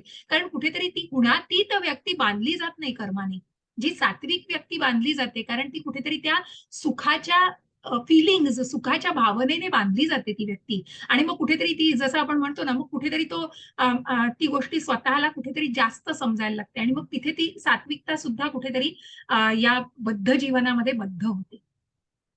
आणि रजोगुणी कर्म हे सकाम कर्मच आहे, कारण जिथे फळाची अपेक्षा आहे, ज्या आपण बघतो की जवळजवळ 80-90% हे सकाम कर्मामध्ये, कारण मग मी हे केलंय, मी झाड लावलंय, तर त्याचं फळ मलाच हवंय, की हे मी कमवतोय, माझ्या मुलांसाठी करतोय, माझ्या पत्नीसाठी करतोय, माझ्या घरासाठी करतोय, पण तिथे कृतज्ञतेची भावना असणं आवश्यक आहे. आणि म्हणून हे रजोगुणी कर्म आहे. आणि जे या नियमांच्या विरुद्ध आदेशाची अवहेलना करून भावी बंधनांची पण पर्वा केली जात नाही, कुठल्याही बंधनांची पर्वा न करता काय म्हणतात ना त्याला, की कुठल्याही बेजबाबदारपणे ती गोष्ट केली जाते आणि बेमालूमपणे ती गोष्ट जेव्हा केली जाते, तेव्हा ती दुसऱ्यांना सुद्धा क्लेश देऊ शकते, पण तेही अपेक्षित धरलं जात नाही. आणि म्हणून ती व्यक्ती जेव्हा ते कर्म करते, तेव्हा ते विकर्म, ते तामसिक कर्म म्हटलं जातं. मग तो कर्म करणारा कर्ता कोण आहे, जे आपण आधी नाही वाचलं तरी चालेल माताजी. आणि म्हणून मग प्राकृतिक गुणांचा संग न करता, मग हा कर्ता कशा प्रकारे, ज्याला सात्विक ज्ञान आहे आणि ते कर्म तो सात्विकतेमध्ये करतोय, तो कुठल्याही प्रकारचं मनाचं विचलित होत नाहीये, कारण त्यांनी स्वतःच्या मनाला कुठली तरी त्या इंद्रियांचा त्याग केलेला आहे, त्या इंद्रिय विषयांचा. मग त्या गोष्टी भौतिक जगाशी निगडित आहेत, म्हणून त्याचा त्याग करून ती व्यक्ती त्या गोष्टी करते. म्हणजे कुठेतरी ती निष्काम पद्धतीने ते कर्म करण्याचा प्रयत्न करते, कारण ती अविचलित होऊन ते कर्म करते आहे. पण तोच करता जेव्हा कर्म आणि कर्म फलप्राप्ती याकडे आसक्त होऊन करता जो करतो, जो लोभी आहे, शाळू, अपवित्र, सुखदुःखामुळे विचलित होणारा आहे, तो रजोगुणी करता. आणि जो करता शास्त्राविरुद्ध सगळ्या गोष्टी करतोय, जो विकर्म करतो आहे, तो करता विकर्म करणारा करता जो तमोगुणी करता, जो हट्टी आहे, कपटी आहे, दुसऱ्याचा अपमान करण्यात तरबेज आहे, जो आळशी आहे, सदैव काम करताना चालढकल, बेजबाबदारपणे गोष्टी केल्या जातात, किंवा मग आयदर त्याची काही तमा बाळगली जात नाही, अशा गोष्टीला तमोगुणी करता असे म्हणतात. मग आता याच गोष्टीची आपल्याला, मग या सात्विक कर्त्याची बुद्धी काय आहे, मग त्याचा निश्चय काय आहे, आणि त्याचं सुख कशामध्ये, या तीन गोष्टींना पण आपल्याला कुठेतरी सत्व, रज आणि तम या तीन फरकाने जाणून घ्यायचं आहे. हरे कृष्ण माताजी. हरे कृष्ण माताजी. भ्रम आणि अंधकाराच्या प्रभावामुळे जी बुद्ध धर्माला धर्माला धर्म समजते आणि सदैव विपरीत मार्गाने कार्य करते, ती बुद्धी म्हणजे तामसिक बुद्धी होय. हे पार्थ, जी बुद्धी धर्म आणि अधर्म काय आणि सहकार्य यामधील भेद आणि जाणू शकत नाही, ती राजसी बुद्धी होय.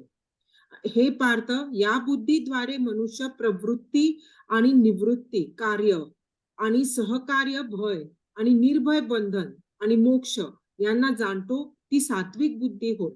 हरे कृष्ण. हरे कृष्ण.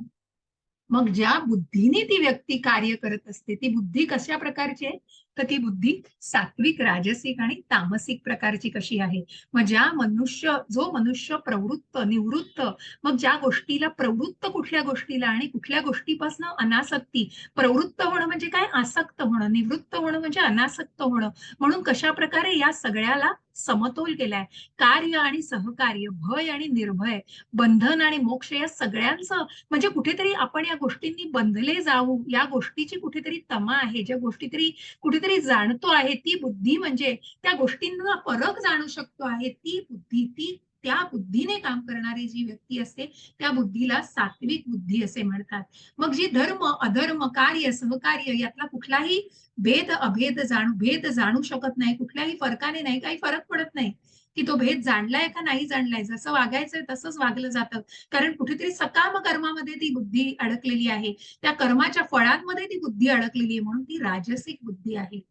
आणि जी बुद्धी भ्रम आणि अंधकाराच्या प्रभावामुळे आहे, जी बुद्धी धर्माला अधर्म, अधर्माला धर्म अशा प्रकारे जेव्हा कार्य करते, सगळ्याचा गोळ घालून सदैव विपरीत मार्गाने, कारण मग त्या शास्त्राची अवहेलना करून, त्या नियमांचं कुठेतरी उल्लंघन करून जेव्हा ती व्यक्ती कार्य करते, तेव्हा ती कार्य करताना जी बुद्धी वापरली जाते, ती तामसिक बुद्धी होय. मग धृती म्हणजेच निश्चय, कशा प्रकारचा निश्चय करते ही सात्विक व्यक्ती. हरे कृष्ण माताजी. हरे कृष्ण माताजी. हे पार्थ, जी धृती स्वप्न, भय, शोक, विषाद आणि मोहाच्या पलीकडे जाऊ शकत नाही, ती दुर्बुद्धीपूर्ण धृती म्हणजे तामसी धृती होय. परंतु हे अर्जुन, या निर्धाराने मनुष्य धर्म, अर्थ आणि काम याच्या फळांना सतत असतो, तो निश्चय राजसिक होय. आणि अशा रीतीने जो मन, प्राण आणि इंद्रियांच्या क्रियांना संयमित करतो, तो निश्चय म्हणजे सात्विक निश्चय होय. हरे कृष्ण.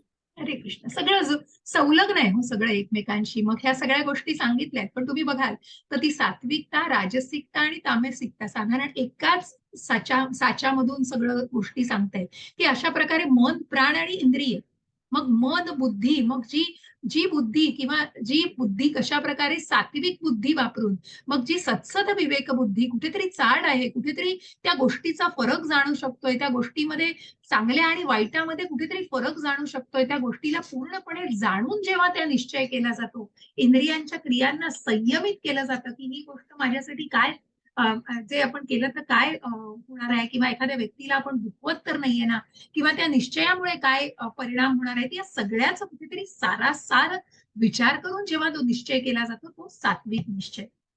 आणि जिथे मग निर्धाराने मनुष्य धर्म, अर्थ आणि काम यांच्या फळांना, मुख्य म्हणजे तो सकाम कर्मात, बघा असं कर्माशी निगडीत आहे सगळं. जे काही कर्म केलं जात आहे, कारण मग त्या कर्माच्या फळांना, हे कर्म त्या बुद्धीने केलं जाते, ते कर्म त्या निश्चय करून केलं जातं, ते कर्म त्या प्रकारच्या कर्त्याकडून केलं जातं, मग त्या मिळणाऱ्या सुखाला सुद्धा त्याच प्रकारे अनुभवलं जातं. म्हणून अर्जुन या निर्धाराने मनुष्य धर्म, अर्थ आणि काम यांच्या फळांना सतत करतो, कारण त्याच्यातनं त्यांना सतत काहीतरी हवं आहे, डिमांड आहे. आणि जो निश्चय काय तर स्वप्न, विषाद, मोहाच्या पलीकडे जाऊ शकत नाही, कारण त्या तामसिक वृत्तीने स्वतःभोवती एक वलय केलं. त्याच्या पलीकडे आपलं आयुष्य, पलीकडे आपलं विश्वच नाहीये, हेच आपलं विश्व. म्हणजे मी जे बघतोय तितकंच विश्व. मग कुठेतरी आपली इंद्रिय सदोष आहेत हो, परंतु कुठेतरी ती व्यक्ती त्या त्या कुठेतरी भ्रमामध्ये गेलेली असते, आणि त्या भ्रमामध्ये ती त्या मोहाच्या, विषादाच्या पलीकडे काहीच जाणू शकत नाही. आणि म्हणून मग अशा प्रकारे जो केलेला निश्चय असतो तो तामसिक निश्चय म्हटला जातो. मग याच्यातनं मिळणारं सुख काय आहे? आता आता बुद्धी काम करून, ते ज्ञान वापरून जेव्हा तो निश्चय केला जातो, त्या निश्चयाने कुठल्या प्रकारचं सुख मिळणार आहे? हरे कृष्ण माताजी. हरे कृष्ण माताजी. आणि जे सुख स्वरूप साक्षात्कार याकडे लक्ष देत नाही, जे आरंभापासून शेवटपर्यंत मोहमयी असते आणि जे निद्रा, आळस व प्रमाद त्यापासून उत्पन्न होते, त्या सुखाला तामसिक सुख म्हटले जाते. इंद्रियांच्या विषयांशी संयोग झाल्याने प्राप्त होणारे सुख, जे प्रारंभी अमृतासारखे भासते, परंतु जे विषयाप्रमाणे असते, त्या सुखाला राजसिक सुख म्हटले जाते.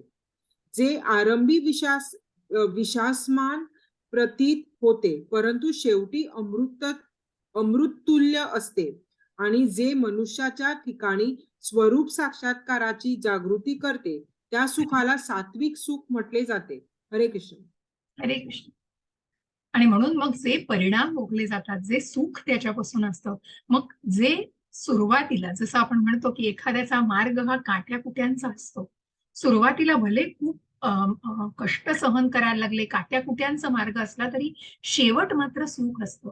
कारण जे काही मिळतं त्याच्यातनं ज्या गोष्टींचं सुख अनुभवता येतं ते अमृताप्रमाणे असतं, ते अमृत तुल्य असतं, मग त्याला कुठलंही मूल्य नाही. आणि म्हणूनच मग जरी तो मार्ग कुठला तरी खडतर असेल, तरी पण निश्चितच ते सुख हे सात्विक सुख, कारण कुठेतरी त्या भावनेने, कुठेतरी त्या सात्विक ज्ञानाने, सात्विक बुद्धीने, निश्चयाने केलेली ती गोष्ट असते. आणि म्हणूनच मग मनुष्याच्या ठिकाणी स्वरूप साक्षात्काराची ते जागृती करतं, कारण काय काय ऍक्च्युअल काय, फॅक्ट काय, त्या गोष्टीला निश्चित जाणलं जातं. म्हणून त्या खडतर मार्गाला सुद्धा अवलंबून त्या गोष्टी केल्या जातात, त्या सुखाला म्हणतात सात्विक सुख. आणि मग जे सुरुवातीला कुठेतरी अमृताप्रमाणे भासतंय हो, म्हणजे कुठेतरी त्या गोष्टी दिसतंय, काय म्हणतो ना आपण त्याला, की अगदी सगळं छान छान छान छान दिसतंय, आणि म्हणूनच त्या गोष्टी करण्याची इतकी कुठेतरी ओढ असते, पण ते कुठेतरी शेवटी कशात नेते, कुठल्यातरी खोल ह्याच्याप्रमाणे कुठेतरी खोल खड्ड्यामध्ये घालतो हो मनुष्याला ते. कारण त्याचं चांगलं वाईट स्वरूपाचा विचारच केलेला, सारासार विचार न करता केलेली गोष्ट असते ती.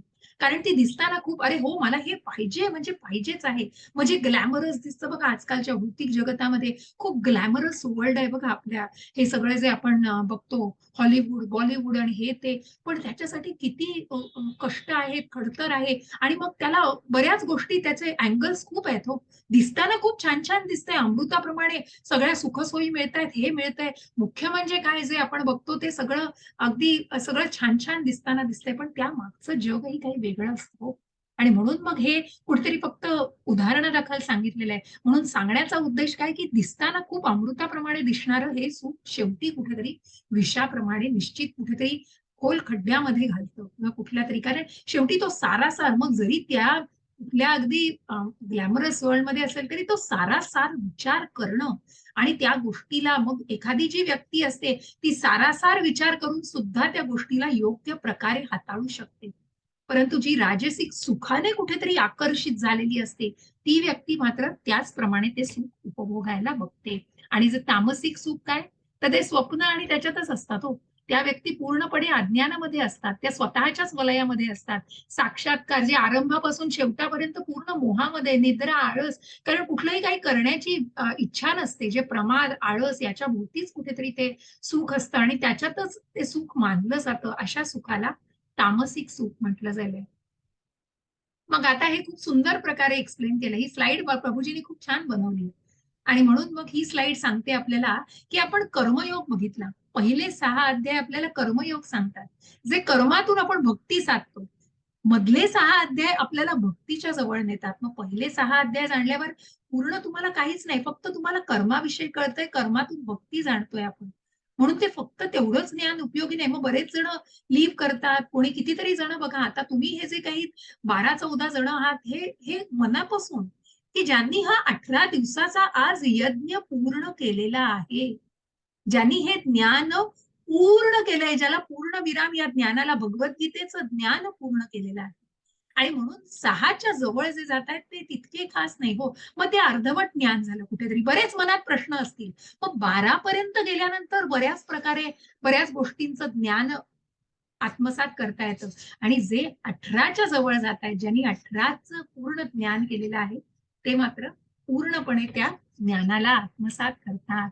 मग हे पुढे काही चित्रांसह दाखवले, ज्या ज्ञानाला तू सात्विक ज्ञान समज, की ज्यामध्ये बघा, की मग प्रत्येक एक व्यक्ती सगळ्यांच्यात, की जो पंडितः समदर्शिनः, की प्रत्येकामध्ये तो परमात्म्याचा निवास बघतो आहे. ती व्यक्ती म्हणजे सात्विक ज्ञान असलेली व्यक्ती. ते ज्ञान काय आहे, तर सात्विक ज्ञान आहे.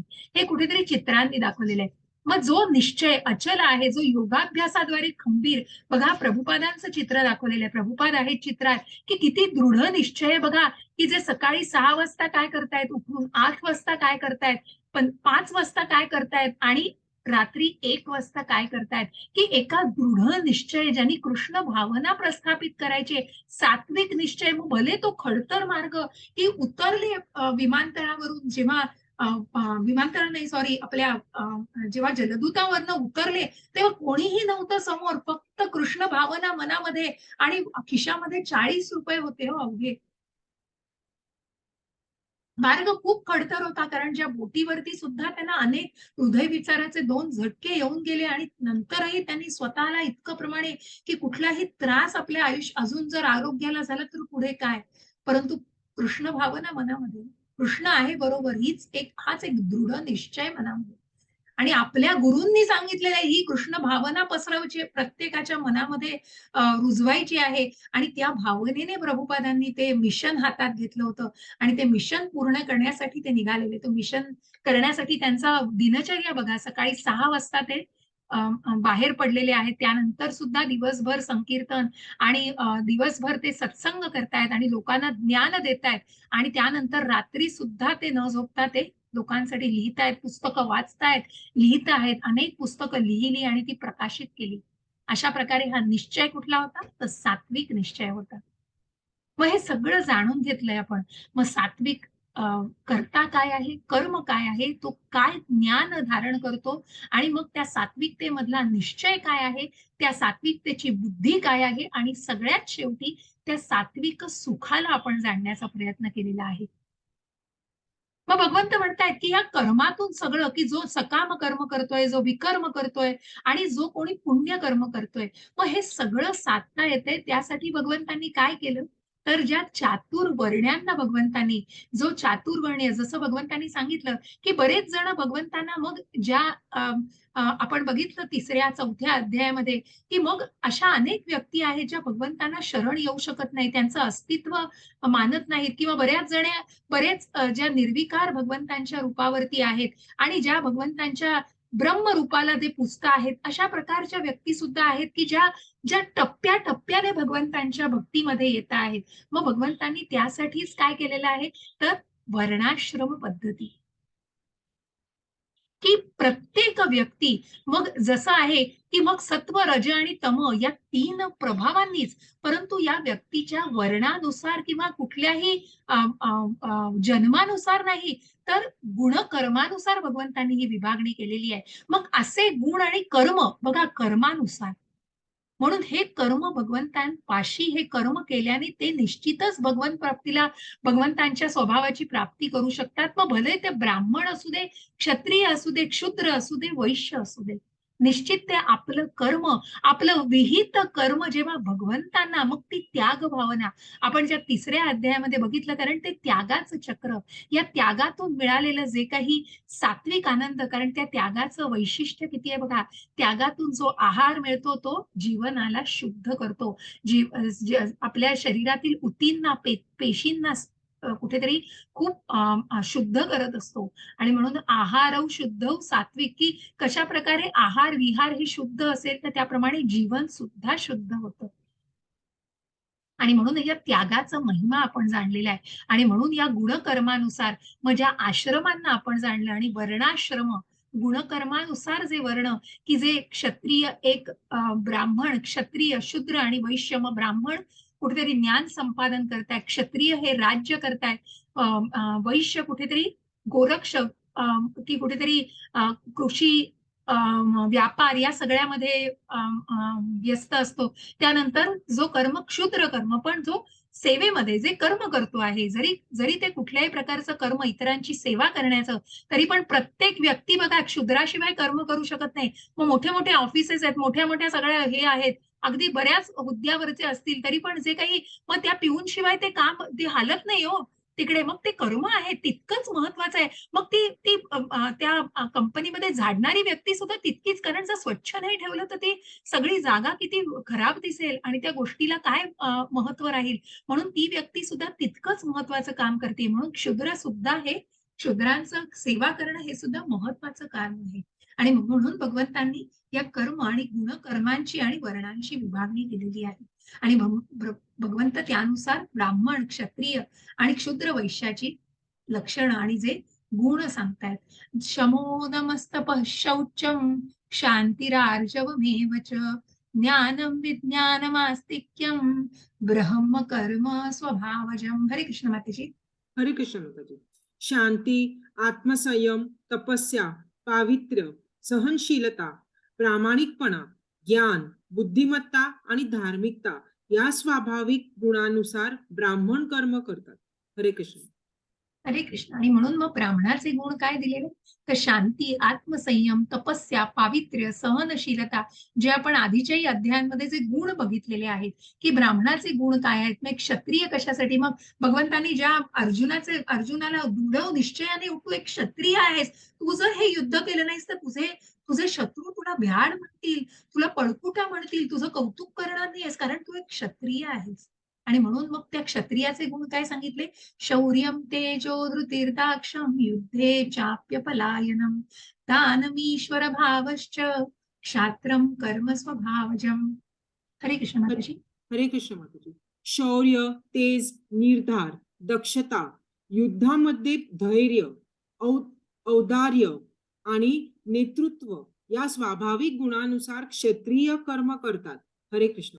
हरे कृष्ण. मग हे सगळे गुण ज्या क्षत्रियामध्ये असतात त्या प्रकारे ते निपुण असतात त्यांच्या विद्येमध्ये. आणि म्हणून तो निर्धार असतो, ती दक्षता पण असते, कारण कुठेतरी त्या जेव्हा ते शत्रूंशी युद्ध करत असतात तेवढं दक्ष राहणं गरजेचं आहे. जसं भगवंतांनी सांगितलं की त्या बाणांचा वर्षाव होईल तर तुला लक्ष ठेवलं पाहिजे की ते बाण कुठून येत आहेत, त्याप्रमाणे तू स्वतःचं संरक्षण करून त्या गोष्टी साधल्या पाहिजेस.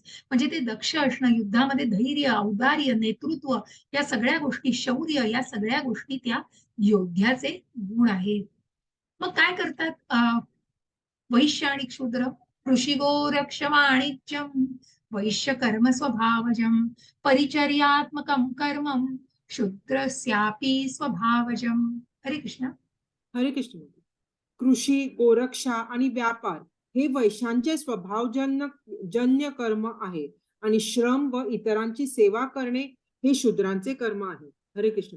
हरे कृष्ण. ज्या कर्माच्या पद्धती आपण त्याप्रमाणे मग कृषी, गोरक्ष, व्यापार म्हणजे प्रत्येक जण आपलं विहित कार्य करून ते कर्म भगवंतांना अर्पण करून मग ते निष्काम पद्धतीने करून सुद्धा त्या निष्काम ज्या 12व्या अध्यायात आपण बघितलं की ज्ञानापेक्षा ध्यान श्रेष्ठ, ध्यानापेक्षा निष्काम कर्म आणि हे निष्काम कर्म सगळ्यांचं दाखवलं. मग एक ब्राह्मण आपल्या ज्ञानाने भगवंतांना अर्पण करू शकतो, ज्ञान आपलं अर्पण करू शकतो, एक क्षत्रिय आपलं युद्ध अर्पण करू शकतो, एक वैश्य आपला व्यापार अर्पण करू शकतो, एक क्षुद्र आपली सेवा अर्पण करू शकतो. जे काही प्रकारचं कर्म करतायत ते भगवंतांना अर्पण करून निश्चितच भगवंतांच्या धामाची प्राप्ती करू शकतात.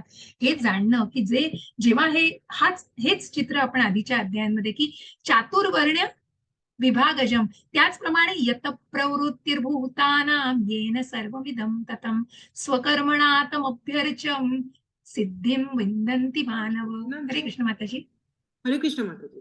सर्व जीवांचा उद्गम आणि सर्वव्यापी असणाऱ्या भगवताची पूजन करून मनुष्य आपल्या स्वकर्माद्वारे सिद्धी प्राप्त करू शकतो. हरे कृष्ण माताजी. हरे कृष्ण. प्रत्येक जण आपल्या कर्माद्वारे सिद्धी प्राप्त करू शकतो. परमसिद्धी प्राप्त करण्यासाठी काय ती त्यागभावना जाणणं आवश्यक आहे की मी जे काही कर्म करतोय ते भगवंतांसाठी करतो आहे. ते निष्काम पद्धतीने त्या कर्माची फळं भगवंतांना अर्पण केली जातात आणि म्हणूनच मग ते कर्म निष्काम पद्धतीने केलं तर निश्चित तो ती सिद्धी प्राप्त करू शकतो. एक संन्यासी कशा प्रकारे आपल्या मनाला आणि बुद्धीला नियंत्रित करून मग कशा प्रकारे त्या गोष्टींना साधतो त्याप्रमाणे जसं भगवंतांनी सांगितलं की या भौतिक ज्ञानाला की या भौतिक ज्या 14व्या अध्यायामध्ये आपण सांगितलं की ज्ञानयोग हा का या त्रिगुणांचा प्रभाव जर जाणला तर निश्चित मग या त्रिगुणांच्या प्रभावानेच या गोष्टींना कुठेतरी विभाजित केलेलं आहे आणि म्हणून हा त्रिगुणांचा प्रभाव ज्यांनी जाणलेला आहे हे निश्चितच कुठेतरी परमसिद्धी मग ज्या ऋषींनी या गोष्टी जाणलेल्या आहेत ते निश्चितच परमसिद्धी प्राप्त करू शकतात. आणि म्हणूनच मग ते जेव्हा या देहाला त्यागतात तेव्हा पुन्हा त्या भौतिक जगतामध्ये परतून येत नाहीत. ते भगवत धामाची प्राप्ती करतात. आज थोडासा वेळ लागेल आपल्याला. अध्याय शेवटचा थोडा मोठा आहे. 78 श्लोक आहेत त्याच्यामुळे थोडा मोठा अध्याय आहे. तर आपण एक 5 पर्यंत निश्चित आपला अध्याय पूर्ण होईल. मग आता हे कर्म कशा प्रकारे तर श्रेयान् स्वधर्मो विगुणः परधर्मात् स्वनुष्ठितात् स्वभावनियतं कर्म कुर्वन्नाप्नोति किल्बिषम्. हरे कृष्ण माताजी. हरे कृष्ण. मनुष्याने आपल्याला प्राप्त झालेले कर्म सदोष रीतीने करणे हे परक्याचे कर्म स्वीकारून ते पूर्ण रीतीने करण्यापेक्षा अधिक श्रेयस्कर आहे. मनुष्याला त्याच्या स्वभावाला अनुसरून सांगण्यात आलेले कर्म हे कधीच पापाने प्रभावित होत नाही. हरे कृष्ण. हरे कृष्ण. म्हणून स्वतःचं विहित कर्म मग दुसऱ्याचं कर्म चांगल्या प्रकारे करून दाखवण्यापेक्षा स्वतःचं कर्म, कारण मग दुसऱ्याचं कर्म करताना कुठेतरी काहीतरी त्या गोष्टींचा तिथे काहीतरी गोडबंगाल असतो किंवा काहीतरी वेगवेगळ्या प्रकारे मग कुठल्या तरी तडजोडी केल्या जातात. पण कशासाठी? आपलं कर्म जसं आपल्याला चित्रात दिसतंय ही व्यक्ती सांगतीये की मग झाडावर जो चढेल तो जिंकेल. मग किती याच्यातले झाडावर चढू शकतात हो? माकड चढू शकेल, फक्त कावळा कुठेतरी उडून जाऊ शकेल, पण बाकीच्या गोष्टींचं काय? मासा तर जलचर आहे, हत्ती चढू शकतो नाही. ह्या सगळ्या प्राण्यांचं काय? हे चढू शकत नाहीत. म्हणून त्यांनी आपापलं कर्म म्हणून कुठल्याही मग ते झाडावर चढण्याचा प्रयत्नही करू नये. ते निष्फळ आहे तो प्रयत्न आणि म्हणूनच ती गोष्ट म्हणजे व्यर्थ आहे. म्हणून ते पापाने मग कुठल्याही गोष्टींचा कुठेतरी काहीतरी कॉम्प्रोमाइज किंवा काहीतरी गोष्टी अनियमितपणे करून त्या पापाने मग प्रभावित होत नाहीत. कारण जर स्वतःच कर्म योग्य पद्धतीने केलं की दुसऱ्याच्या कर्मात ढवळाढवळ न करता जर स्वतःच कर्म योग्य पद्धतीने केलं तर ते पापाने प्रभावित होत नाही. हरे कृष्ण माताजी. हरे कृष्ण. जो आत्मसंयमी अनासक्त आहे आणि जो सर्व प्राकृत भोगांना तुच्छ लेखतो तो संन्यासाद्वारे कर्मबंधनातून मुक्तता देणारी परमोच्च परिपूर्ण अवस्था प्राप्त करतो. हरे कृष्ण. हरे कृष्ण. ज्या 6व्या अध्यायामध्ये आपण आत्मसंयम योग जाणला किंवा या ध्यानाद्वारे मग प्रत्यक्ष अर्जुनाने कबील केले हो ज्या मनाला मी एक वेळ वाऱ्याला पकडू शकतो, पण या मनाला मी नियंत्रित करू शकत नाही. मग या मनाला आत्मसंयम, हा मन हे मन चिंती ते वैरी न चिंती, अशा या मनाला नियंत्रित करणं, एक मनाला मार्गदर्शन करणं हे किती महत्वाचं असतं. कारण ती अनासक्ती, तो प्राकृत भोगांना तुच्छ लेखतो. मग या सगळ्यावरती जो नियमन आणतो, सगळ्याला समतोल करतो, तो बंधनातून मुक्तता देणारी परमोच्च अवस्था प्राप्त करू शकतो. ब्रह्मभूतः प्रसन्नात्मा न शोचति न कांक्षति समः सर्वेषु भूतेषु मद्भक्तिं लभते पराम. हरे कृष्ण माताजी. हरे कृष्ण. आपल्या बुद्धीद्वारे पूर्णपणे शुद्ध होऊन आणि निश्चयाने मनोनिग्रह करून इंद्रिय तृप्तीच्या विषयांचा त्याग करून आसक्ती आणि द्वेष यातून मुक्त होऊन जो एकांत स्थळी राहतो, जो मिताहार करतो, आपली काया वाचा आणि मन संयमित करतो, जो सदैव समाधिस्थ आणि अनासक्त असतो, जो मिथ्या अहंकार, मिथ्या बल, गर्व, काम, क्रोध आणि भौतिक गोष्टींचा स्वीकार इत्यादी गोष्टीपासून मुक्त असतो, मम त्वरहित आणि शांत असतो, तो मनुष्य आत्मसाक्षात्काराच्या स्तराप्रत निश्चितच प्रगत होतो. हरे कृष्ण. हरे कृष्ण. आधीच्या बऱ्याच अध्यायांमध्ये ज्या आपण ध्यान योगामध्ये बघितलं आणि इतरही पुढच्या भक्ती योगांच्या मार्गामध्ये बघितलं की कशा प्रकारे आपल्या बुद्धीद्वारे शुद्ध होऊन निश्चयाने मनोविग्रह, की ज्याने स्वतः इतका दृढ निश्चय केलाय, मग सगळं ज्ञान आहे. भगवंतांनी जे सांगितलं की हे जे काही आहे 13व्या अध्यायामध्ये, हे सगळं ज्ञान आहे, बाकी सगळं अज्ञान आहे. कारण या इंद्रिय तृप्तीच्या विषयांचा त्याग करून आसक्ती, द्वेष याच्यातून मुक्त होऊन मग जो एकांत स्थळी राहतो, जो समाधीस्थ आहे, अनासक्त आहे, भौतिक गोष्टींचा स्वीकार करण्यापासून जो मुक्त असतो, जो ममत्व, मीपणा ज्यांनी बाजूला ठेवलेला आहे, अहंकार ज्या व्यक्तीकडे नाहीये आणि ती व्यक्ती शांत आहे आणि जो मनुष्य आत्मसाक्षात्काराच्या स्तराप्रत निश्चितच प्रगत होतो. मग तो निश्चितच मी शरीर नाही, आत्मा आहे, ही फक्त जसं मी म्हटलं आधीच्या अध्यायांमध्ये आपण म्हटलेलं आहे की मग हा आत्मा काय आहे, जे आपण जाणलं 13व्या अध्यायात, की मग हा आत्मा जो शरीराला ड्रायव्हर म्हणून चालवतो आणि आत्मा आणि परमात्मा, जसं आजही आपल्याला ती चित्र पुढे दिसणार आहे की जो आत्मा आणि परमात्मा कठोपनिषदामध्ये जे चित्र आहे, त्याच प्रकारे हा आत्मा इतका स्वतःच्या गोष्टींमध्ये गुंतलेला आहे की त्याला परमात्म्याच्या अस्तित्वाची जाणीवही नाहीये. भक्त्या माम विजानाति यावान्यश्चास्मि तत्त्वतः ततो माम तत्त्वतो ज्ञात्वा विशते तदनंतरम. हरे कृष्ण माताजी. हरे कृष्ण माताजी. मनुष्य मला माझ्या पुरुषोत्तम भगवान या यथार्थ स्वरूपात केवळ भक्तीद्वारेच जाणू शकतो. अशा भक्तीद्वारे मनुष्य जेव्हा माझ्या भावनेने पूर्णपणे युक्त होतो, तेव्हा तो भगवदामात प्रवेश करू शकतो. हरे कृष्ण. हरे कृष्ण. मन्मना भव मद्भक्तो मद्या जिम्मा नमस्कुरु. भगवंत प्रत्यक्ष सांगतायत 9व्या अध्यायामध्ये. मग ज्या भगवंतांच्या भक्ती मम पत्रम पुष्पम फलम तोयम यो मे भक्त्या प्रयच्छती, की मला दुसरं काही नकोय. भगवंतांना प्रेमपूर्वक, भगवंत भक्तवत्सल आहेत, हो, प्रेमाचे भुकेले आहेत. मग जो माझ्या पुरुषोत्तम भगवान, मग जसं आपल्याला वैकुंठामध्ये चित्र दिसतंय की प्रत्येक जण भगवंतांच्या सेवेमध्ये अगदी व्यस्त आहे आणि प्रत्येकाच्या हृदयामध्ये भगवंतांचा वास आहे आणि प्रत्येकाच्या चेहऱ्यावरती किती निर्व्याज आनंद आणि निर्मळ आनंद दिसतोय, जे भगवंतांच्या भक्तीमध्ये आहेत आणि भगवंतांसाठी ते कार्य अर्पण करतायत. म्हणजे स्त्री पुरुष अत्यंत सुडौल बांध्याचे आणि अत्यंत सुंदर, जिथे सच्चित आनंद, सगळं शाश्वत आहे, सगळं ज्ञानाने परिपूर्ण असे जे भगवंत जिथे आहेत, तिथे ती सगळी सृष्टी सुद्धा तशीच आहे. आणि म्हणून यथार्थ रूपात जो भक्तीद्वारे एक भक्तच भगवंतांना पुरुषोत्तम म्हणून, ज्या पुरुषोत्तम अध्यायामध्ये सुद्धा आपण हे चित्र बघितलेलं आहे, अशा भक्तीद्वारे मनुष्य जेव्हा माझ्या भावनेने पूर्ण होतो आणि म्हणून ती भक्तीची भावना ही अत्यंत, त्या भक्तीमध्ये, त्या नामस्मरणामध्ये, भगवंतांच्या सेवेमध्ये जेव्हा तो पूर्णपणे युक्त होतो, तेव्हा तो निश्चितच पुन्हा या भौतिक जगतात परत येत नाही. तो भगवत धामाची प्राप्ती करतो. सर्व कर्माण्यपि सदा कुर्वाणो मदव्यपाश्रयः मत्प्रसादादवाप्नोति शाश्वतं पदमव्ययम्. हरे कृष्ण माताजी. हरे कृष्ण माताजी. माझा शुद्ध भक्त जरी सर्व प्रकारची कर्मे करीत असला, तरी माझ्या आश्रयाखाली माझ्या कृपेने त्याला शाश्वत आणि अविनाशी धामाची प्राप्ती होते. हरे कृष्ण.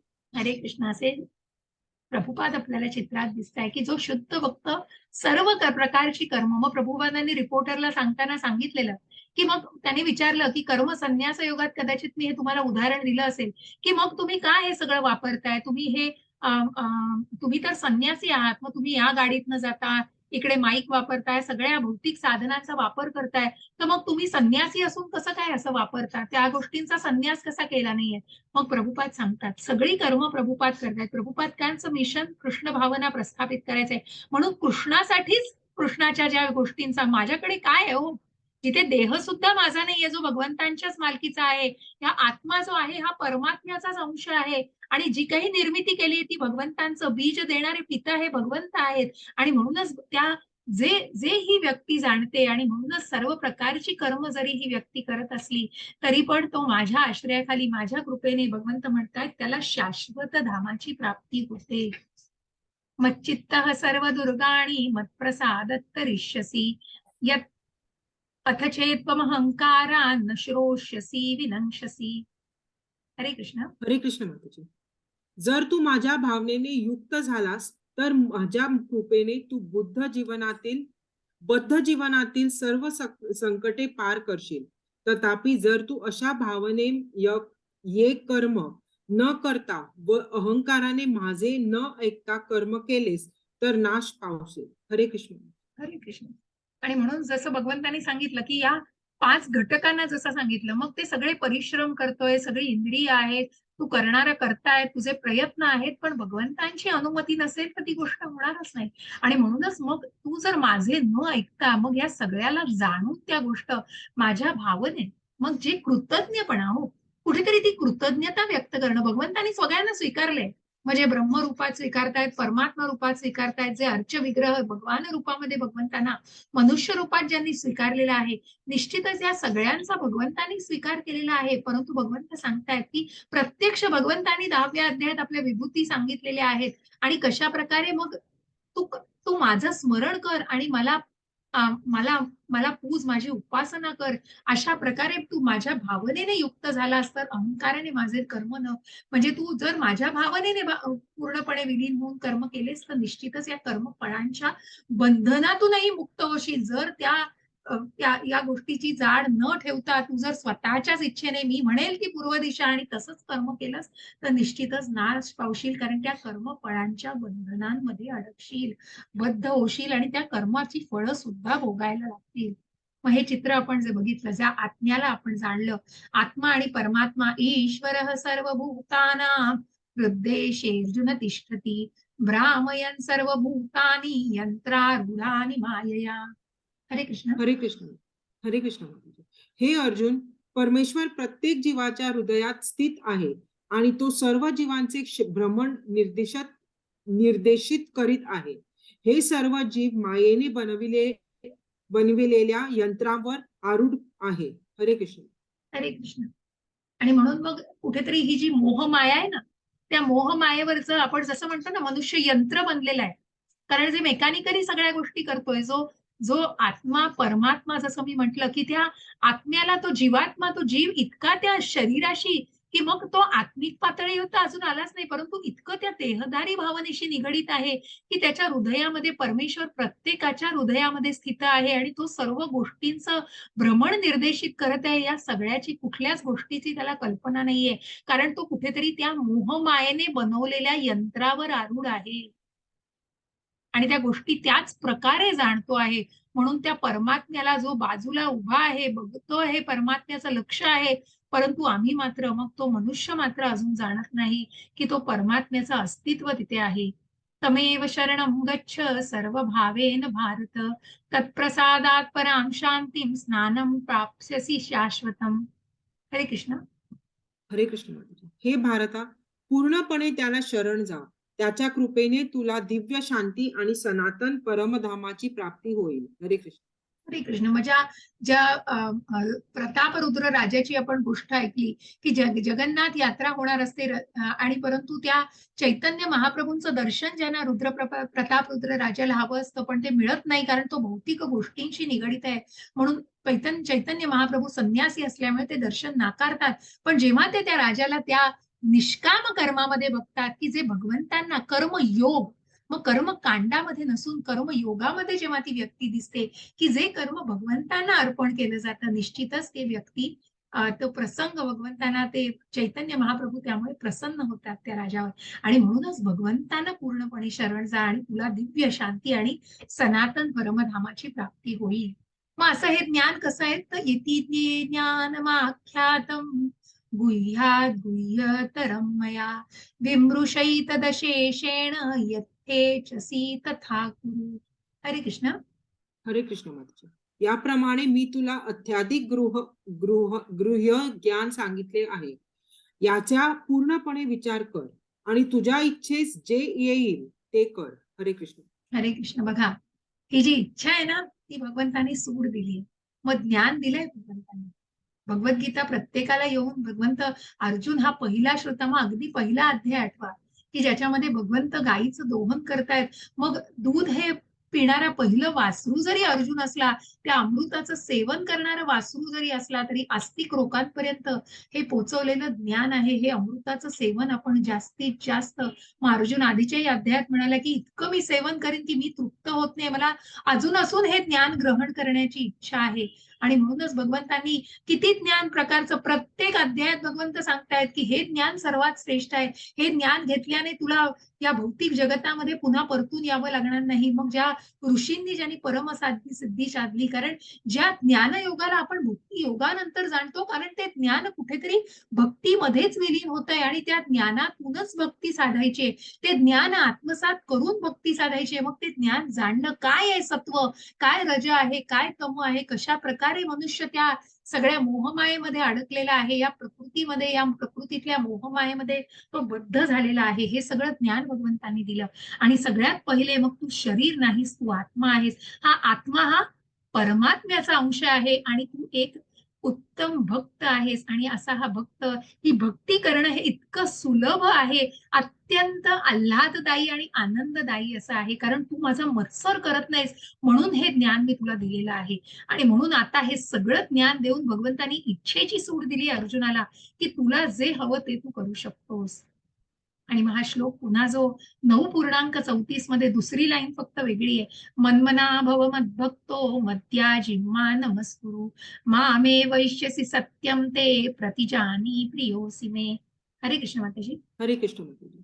सदैव माझे चिंतन कर, माझा भक्त हो, माझे पूजन कर आणि मलाच नमस्कार कर. याप्रमाणे निश्चितपणे तू मला प्राप्त होशील. मी तुला हे प्रतिज्ञेने सांगतो, कारण तू एक अत्यंत प्रिय सखा आहेस. हरे कृष्ण. हरे कृष्ण. मग भगवंतांनी ज्ञानाचा राजा सुद्धा सांगितलं की तू मत्सर करत नाहीस. त्याच्यानंतर आधीही भगवंतांनी जेव्हा अर्जुन विषाद झालेला आहे पहिल्याच अध्यायापासून, तेव्हा त्यांनी मात्र शस्त्र ठेवून दिलेली आहेत, पण त्यांनी गुरु मानलेले आहे. आणि मग तो अप्रोच पण आपण त्याचा बघितला कसा आहे. कार्पण्य दोषोपहत स्वभावः पृच्छामि त्वां सर्वधर्म मूढचेताः यच्छ्रेयस्या निश्चितं ब्रूहि तन्मे शिष्यस्तेहं शाधिमां त्वां प्रपन्नम्. असा अर्जुन शरण गेलेला आहे भगवंतांना. आणि त्यांनी भगवंतांना परिपूर्णपणे, त्याच्या मनात संशय कधीच नव्हता, पण त्यांनी भगवंतांना पूर्णपणे परमतत्व, ज्या 10व्या अध्यायामध्ये चतुश्लोकी गीता सांगितली, तिथेही भगवंतांनी हेच ज्ञान दिलेलं आहे. प्रत्यक्ष स्वमुखातून भगवंतांनी हे ज्ञान दिलेलं आहे. आणि तिथेच अर्जुन म्हणतोय की मी तुम्हाला परमतत्व म्हणून स्वीकारलेलं आहे. आणि म्हणून भगवंत सांगतायत की सदैव माझं चिंतन कर आणि माझा भक्त हो, माझं पूजन कर, हा भक्तीचा मार्ग.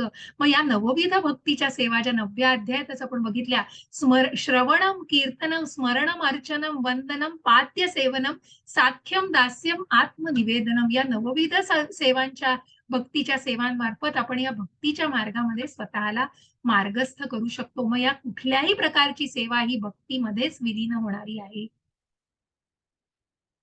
सर्वधर्मान् परित्यज्य मामेकं शरणं व्रज अहंतां सर्व पापेभ्यो मोक्ष इष्यामि मा शुचः. हरे कृष्ण माताजी. हरे कृष्ण माताजी. सर्व प्रकारच्या धर्माचा त्याग कर आणि केवळ मलाच शरण ये. मी तुला सर्व पर्यायापासून मुक्त करीन, पापांपासून. पापांपासून मुक्त करीन. तू भयभीत होऊ नकोस. हरे कृष्ण.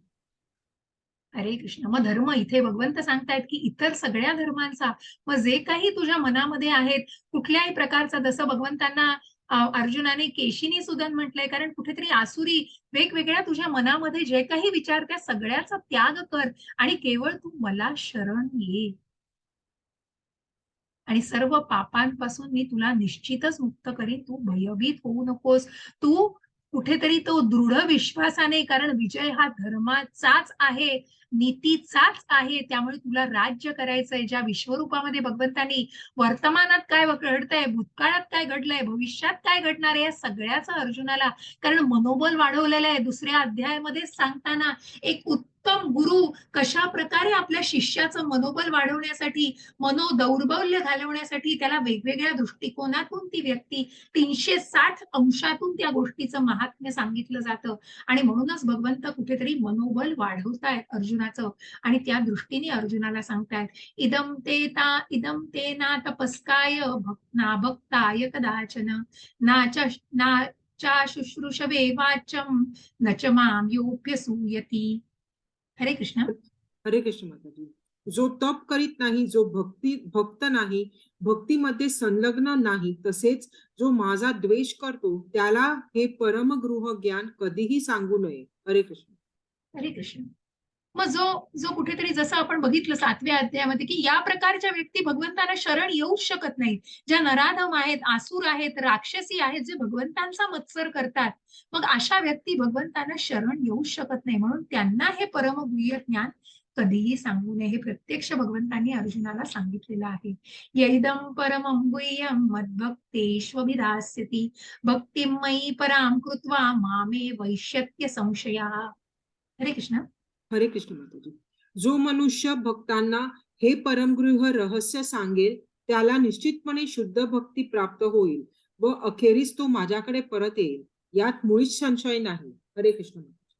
हरे कृष्ण. असे शुद्ध भक्तीचे, शुद्ध भक्त असे श्रीला प्रभुपाद आपल्याला दिसत आहेत. आणि श्रीला प्रभुपादांनी प्रत्येकाच्या मनामध्ये बघा, की प्रत्येक निश्चितपणे जो प्रत्येक भक्ताला, मग ज्यांच्यामध्ये, मग मग भगवंतांनी सांगितलंय की जरी त्यांनी सांगितलं की या लोकांना मत्सर करता आहेत, त्यांना मात्र हे ज्ञान देऊ नये, परंतु तरीही मनुष्य भगवंतांसाठी कुठल्या तरी संकटांना झेलतोय, जो शुद्ध भक्तच हे करू शकतो. आणि म्हणून ज्या दृढ, म्हणून ते कमळाच्या पानाप्रमाणे, जसं भगवंतांवर या प्रकृतीचा प्रभाव नाहीये, त्याचप्रमाणे ज्या हिप्पी लोकांमध्ये, अंमली पदार्थांचं सेवन करणारे, अशा सर्व लोकांमध्ये श्रीला प्रभुपाद राहिले, परंतु त्यांच्यावरती त्याचा प्रभाव झालेला नाहीये. पण त्यांच्यामध्ये कृष्ण भावना जोपासण्याचा त्यांनी आणि त्यांचं परिवर्तन घडवलेलं आहे, हे भगवंतांसाठी, कारण भगवंतांची भावना त्यांच्यामध्ये प्रस्थापित करण्याचा प्रयत्न केलाय. नशत नच तस्मान् मनुष्येषु कश्चिन्मे प्रियकृत्तमः भविता न च मे तस्मात् अन्यः प्रियतरो भुवि. हरे कृष्ण. हरे हरे कृष्ण माताजी. त्याच्यापेक्षा मला अधिक प्रिय असा कोणीही सेवक या जगामध्ये नाही, तसेच त्याच्यापेक्षा अधिक प्रिय असा कोणी होणारही नाही. हरे कृष्ण. हरे कृष्ण. आणि म्हणूनच भक्त भगवंतांसाठी नेहमीच विशेष आहे. भगवंत भक्त वत्सल आहे आणि म्हणूनच असा भक्त भगवंतांना अधिक प्रिय आहे आणि भगवंतांची सुद्धा त्याच्यावरती तितकंच प्रेम आहे आणि त्या भक्ताचीही तितकीच भक्ती आहे आपल्या भगवंतांवर. आणि म्हणूनच अधिक प्रिय असा कोणीही होणार नाही भक्ताशिवाय. मग भक्त भगवंतांना नेहमीच विशेष आहे. अधेष्यते च य इमं धर्म्यं संवादमावयोः ज्ञानयज्ञेन तेनाहं विष्टस्यामिति मे मतिः. म्हणून हरे भगवंत कृष्ण. काय घोषित करतायत? हरे कृष्ण. हरे कृष्ण. आणि मी घोषित करतो की जो कोणी आपल्या या पवित्र संवादाचे अध्ययन करतो, तो आपल्या बुद्धीद्वारे माझे पूजन करतो. हरे कृष्ण. हरे कृष्ण. श्रवणम कीर्तनम, ज्या नवविध भक्तीमधच्या सेवेमध्ये, आणि म्हणून श्रवणम कीर्तनम वंदनम स्मरणम, या 4 इतक्या सहज सुलभपणे होणाऱ्या सेवा आहेत. आणि म्हणूनच आपल्या पवित्र संवादांचा जो जो या भगवद्गीतेचं अध्ययन करतो आहे, तो निश्चितच आपल्या बुद्धीद्वारे पूजन करतोय भगवंतांचं. श्रद्धावान सूयश्च शृणुयादपि यो नरः सोऽपि मुक्तं शुभालोकान् प्राप्नुयात् पुण्यकर्मणाम्. हरे कृष्ण. हरे कृष्ण माताजी. आणि जो मनुष्य श्रद्धेने व द्वेष न करता श्रवण करतो, तो सर्व पापांतून मुक्त होतो आणि पुण्यवान लोक जेथे वास करतात, त्या शुभ लोकांची तो प्राप्ती करतो. म्हणूनच मनुष्य श्रद्धेने, म्हणून जी श्रद्धावान टप्पा आहे ना हा, की मनामध्ये श्रद्धा, भगवंतांचा द्वेष करत नाहीये, कोणी मत्सर करत नाहीये. आणि असा मत्सर न करता श्रद्धेने, जसं मी म्हटलं की तुम्ही जे काही 12-13 भक्त आहात, हे 18 यज्ञ 18 दिवस पूर्ण केलेला आहे, 18 दिवसांचा यज्ञ. कारण तुम्ही श्रद्धेने कृष्ण कोण आहे, अनेक प्रश्न मनामध्ये अजूनही असतील, विचारा, निश्चित विचारा. मला ज्याची उत्तरं लगेच देता येणार नाहीत, मी आमच्या प्रभूजी माताजींना विचारून तुम्हाला ती नक्कीच उत्तरं देईन. परंतु प्रश्न विचारा मनामध्ये असतील ते, आणि ते निश्चितच असतील कुणाच्या मनात. पण मला तरी वाटतं हा 18वा अध्याय पूर्ण झाल्यावर, कारण ही तर सगळी उजळणी आपण करतोय पुन्हा. हे ज्ञान ऑलरेडी आपण एकदा घेतलंय, पण पुन्हा याची सगळ्याची उजळणी केली जाते. आणि म्हणूनच जो अगदी श्रद्धेने हे ज्ञान, सगळे जे भगवंतांच्या हे श्रील प्रभुपादांचे अनुयायी बसलेले आहेत बघा, तर ते निश्चितच भगवत धामाला, ज्या शुद्ध भक्त जो भगवंतांविषयीचं ज्ञान ज्यांना देतोय, ते किती आदराने, श्रद्धेने, द्वेष न करता श्रवण करतात. म्हणजे श्रवणम आणि कीर्तनम ही सुंदर अशी भक्ती चालू आहे. नष्टो मोह स्मृतिर्लब्धा त्वत्प्रसादान्मयाच्युत स्थितोस्मी गत संदेह करिष्ये वचनम तव. अर्जुन काय कबूल करतोय? हरे कृष्ण माताजी. हरे कृष्ण माताजी. अर्जुन म्हणाला, हे कृष्ण, हे अच्युता, माझा मोह आता नष्ट झाला आहे. तुमच्या कृपेने मला माझी स्मृती पुन्हा प्राप्त झाली आहे. मी आता दृढ आणि संशयमुक्त झालो आहे आणि तुमच्या आज्ञेनुसार मी कर्म करण्यास तयार आहे. हरे कृष्ण. हरे कृष्ण. जसं 10व्या अध्यायामध्ये सांगितलं, मी तुम्हाला परम तत्व म्हणून स्वीकारलेलं आहे, परंतु मला तुम्ही सांगा की कुठे तुम्ही, कशा प्रकारे तुम्ही या भौतिक जगतामध्ये, म्हणजे कुठे मी तुम्हाला पुजू शकतो आणि कुठे जाणू शकतो. मग त्या सूचक अभिव्यक्ती, त्यांचं ऐश्वर्य, तुमचं ऐश्वर्य मला तुम्ही दाखवा. हे जेव्हा अर्जुन कबूल करतोय, मगच भगवंतानी कुठल्याही प्रकारे लादलेला नाहीये अर्जुनाला स्वतःवरती. जेव्हा अर्जुनाने स्वीकारलंय भगवंतांना, तेव्हा भगवंतांनी आपल्या विभूतींचं दर्शन घडवलेलं आहे. त्याचप्रमाणे अर्जुन आता इथे कबूल करतोय. जसं सुरुवातीला जसं कार्पण्य दोष म्हणून की मग मी गोंधळून गेलोय, तुम्हाला निश्चित काय ते सांग, आणि भगवंता तुम्ही मला हे ज्ञान द्या. त्याचप्रमाणे अर्जुन आता कबूल करतोय. प्रत्येक वेळी हा अप्रोच बघा, विश्वरूप दर्शन घ्यायचंय, पण मी हे पात्र आहे का, मी घेऊ शकतो का, तुम्हाला वाटतंय का मी हे दर्शन घेऊ शकतो. अशा प्रकारे प्रत्येक वेळी अर्जुनाचा त्या शिष्याचा गुरूंना अप्रोच आहे. त्याचप्रमाणे तो शिष्य आता गुरूंना कबूल करतोय की माझा मोह आता नष्ट झालाय, माझी स्मृती परत आलेली आहे. जी अव्यवसायात्मिक बुद्धी झालेली होती अर्जुनाची, तो कुठेतरी आता सेंटर फोकस झालेला आहे आणि अशी केंद्रित झालेली आहे. मला आता दृढ आणि संशय मुक्त झालेलो आहे मी, आणि तुमच्या आज्ञेनुसार कर्म करण्यास मी तयार आहे. हे सगळे संवाद कोण ऐकताय, तर संजय हे सगळे संवाद धृतराष्ट्रापर्यंत पोहोचवतात. म्हणून संजय म्हणतात, हरे कृष्ण माताजी. हरे कृष्ण माताजी. संजय म्हणाला, याप्रमाणे श्रीकृष्ण आणि अर्जुन या दोन महात्म्यांचे संवाद मी ऐकला. हा संवाद अत्यंत अद्भुत आणि रोमांचकारी आहे. व्यासदेवांच्या कृपेने हे परमगृह ज्ञान योगेश्वर श्रीकृष्ण अर्जुनाला सांगत असता साक्षात त्यांच्याकडून मी ऐकले आहे. हे राजन, श्रीकृष्ण आणि अर्जुन यांच्या या अद्भुत आणि पवित्र संवादाचे वारंवार स्मरण होऊन मला प्रतिक्षण पुन्हा पुन्हा हर्ष होत आहे. हरे कृष्ण. हरे कृष्ण. आणि म्हणून आपल्या राजाला संजय मनापासून सांगतायत की हा जो संवाद आहे, हा मला इतका हर्षमय करतोय की मला तो पुन्हा पुन्हा ऐकावा असं वाटतोय. ज्या अद्भुत अशा विश्वरूपाचं सुद्धा संजयाने दर्शन घेतलेलं आहे, आणि म्हणूनच या सगळ्याचा संवाद ऐकून मला अत्यंत अद्भुत आणि रोमांचकारी वाटतंय. आणि तो पुन्हा पुन्हा, जसं अर्जुन म्हणालाय की या अमृताचं सेवन करायला मी थकत नाहीये, त्याचप्रमाणे संजयाला सुद्धा हे ज्ञान, हे विस्मयकारक जे कुठेतरी ज्या सगळ्या जे काही दर्शन, विश्वरूप दर्शन आणि जे काही संवादांचं स्मरण त्याला वारंवार करावं असं वाटतंय, आणि पुन्हा पुन्हा त्याला हर्ष होत आहे. हरे कृष्ण माताजी. हरे कृष्ण माताजी. हे राजन, भगवान श्रीकृष्णाचे अद्भुत रूप स्मरण केल्याने मी अधिकाधिक विस्मयकारी होत आहे आणि मला पुन्हा पुन्हा हर्ष होत आहे. हरे कृष्ण. हरे कृष्ण. ज्या संजयाला सर्व भगवद्गीतेचं ज्ञान तर मिळालं, ज्यांना विश्वरूप दर्शन मिळालं, कारण ज्या दिव्य दृष्टी संजयाला जी प्रदान केलेली होती, त्यांनी या सगळ्या गोष्टींचा आस्वाद घेतलेला आहे आणि त्या अर्जुन आणि भगवंतांच्या संवादाला पूर्णपणे जाणलेला आहे. आणि म्हणूनच संजय म्हणतायत यत्र योगेश्वरः कृष्णो यत्र पार्थो धनुर्धरः तत्र श्रीर्विजयो भूतिर्ध्रुवा नीतिर्मतिर्मम. हरे कृष्ण. हरे कृष्ण माताजी. जेथे योगेश्वर कृष्ण आणि महान धनुर्धर अर्जुन आहेत तेथे निश्चितच ऐश्वर्य, विजय, असामान्य सामर्थ्य आणि नीती आहे. हे माझे मत आहे. हरे हरे कृष्ण. कृष्ण माताजी.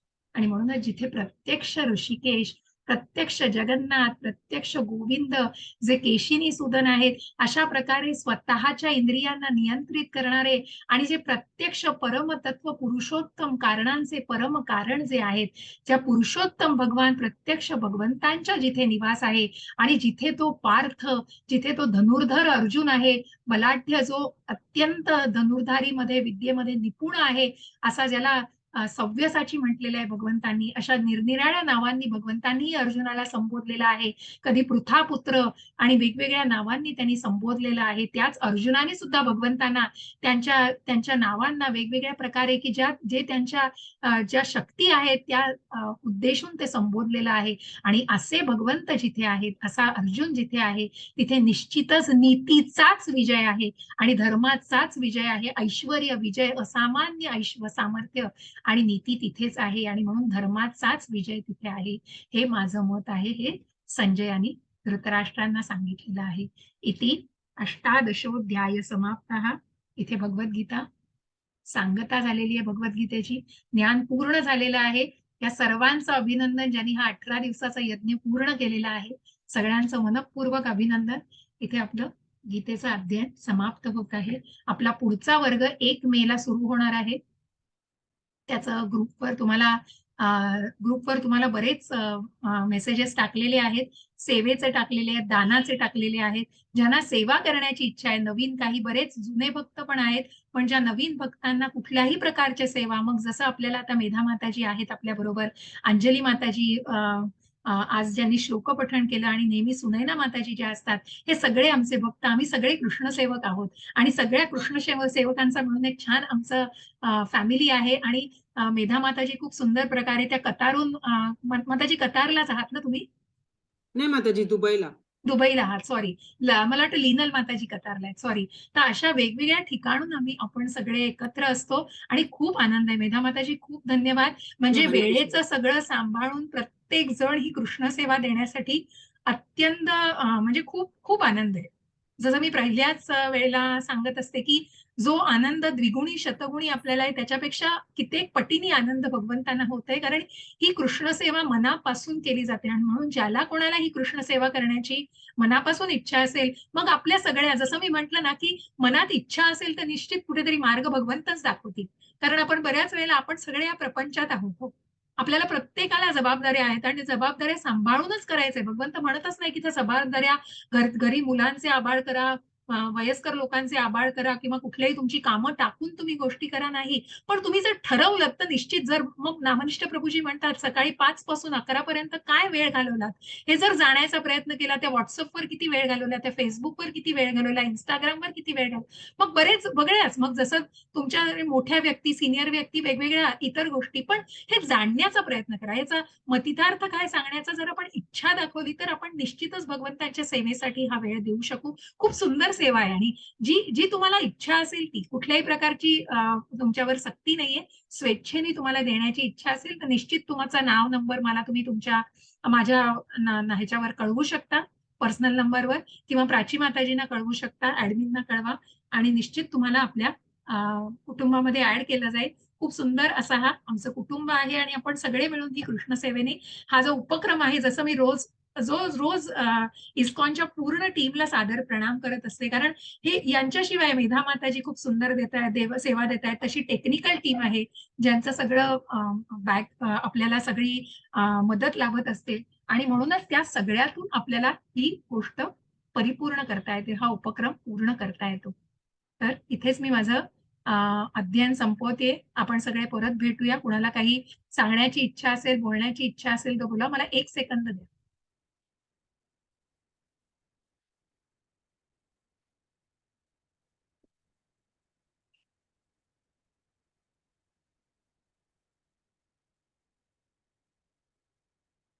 कोणाला काही इच्छा असेल सांगण्याची तर नक्की काही प्रतिक्रिया देऊ शकता तुम्ही.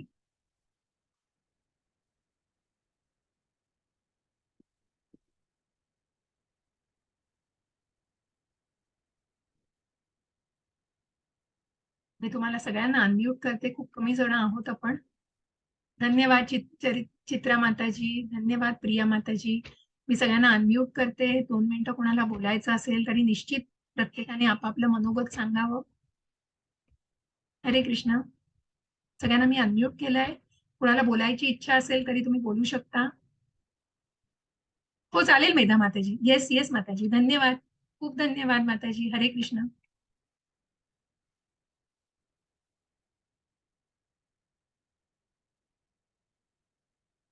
ठीक आहे. मी हरे कृष्ण माताजी. हरे कृष्ण माताजी. खूप धन्यवाद. खूप सुंदर सेवा तुम्ही हरे दिली. कृष्ण माता. धन्यवाद माताजी. हरे कृष्ण. सगळ्यांना धन्यवाद आपल्या प्रतिक्रियाबद्दल. आज मी ग्रुप पण आपण ओपन करूया.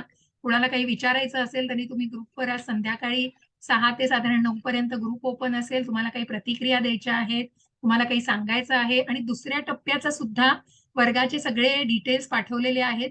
ज्यांना कुणाला रजिस्टर करायचं आहे त्यांनी प्लीज रजिस्टर करा त्या लिंकवर जाऊन. त्याप्रमाणे तुम्ही त्या व्हॉट्सअप ग्रुपमध्ये ऍड व्हाल आणि नवीन आपली बॅच म्हणजे पहिल्या अध्यायापासून तुम्हाला सगळं शिकायला मिळेल. आणि हा अध्याय रोज आठवड्याला एक अध्याय घेतला जातो. 2 तासासाठी हा अध्याय तुम्हाला अजून सखोल प्रकारे भगवद्गीता जाणता येते. आणि ज्यांना कुणाला पुढे निश्चित प्रयत्न करा. ज्यांना इच्छा आहे त्यांनी निश्चित याच्यासाठी रजिस्टर करा.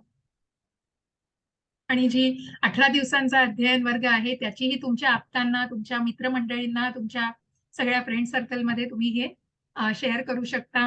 तुमच्या बरोबर अजूनही ज्यांना हे ज्ञान म्हणजे भक्त आहेत, जे आस्तिक ज्यांना आहे, ज्यांना जाणायचं आहे भगवंतांना, कृष्णांना जाणायचं आहे, भगवद्गीतेचं ज्ञान जाणून घ्यायचंय, त्यांच्यापर्यंत या उपक्रमाची माहिती जरूर पोहोचवा. सगळ्यांना खूप धन्यवाद. आणि मी आता प्रार्थना म्हणते आणि त्यानंतर आपण सेशन एंड करूया. वाञ्छाकल्पतरुभ्यश्च कृपा सिन्धुभ्य एव च पतितानां पावनेभ्यो वैष्णवेभ्यो नमो नमः. अनंत कोटी वैष्णव वृंद की जय. श्रीला प्रभुपाद की जय. आपण सगळ्यांनी एकदा महामंत्र म्हणूया. हरे कृष्ण कृष्ण हरे कृष्ण कृष्णा कृष्ण हरे कृष्ण हरे हरे हरे राम हरे राम हरे राम राम राम राम हरे राम हरे. हरे हरे. हरे कृष्ण सगळ्यांना. हरे कृष्ण. हरे कृष्णा माताजी. हरे कृष्ण.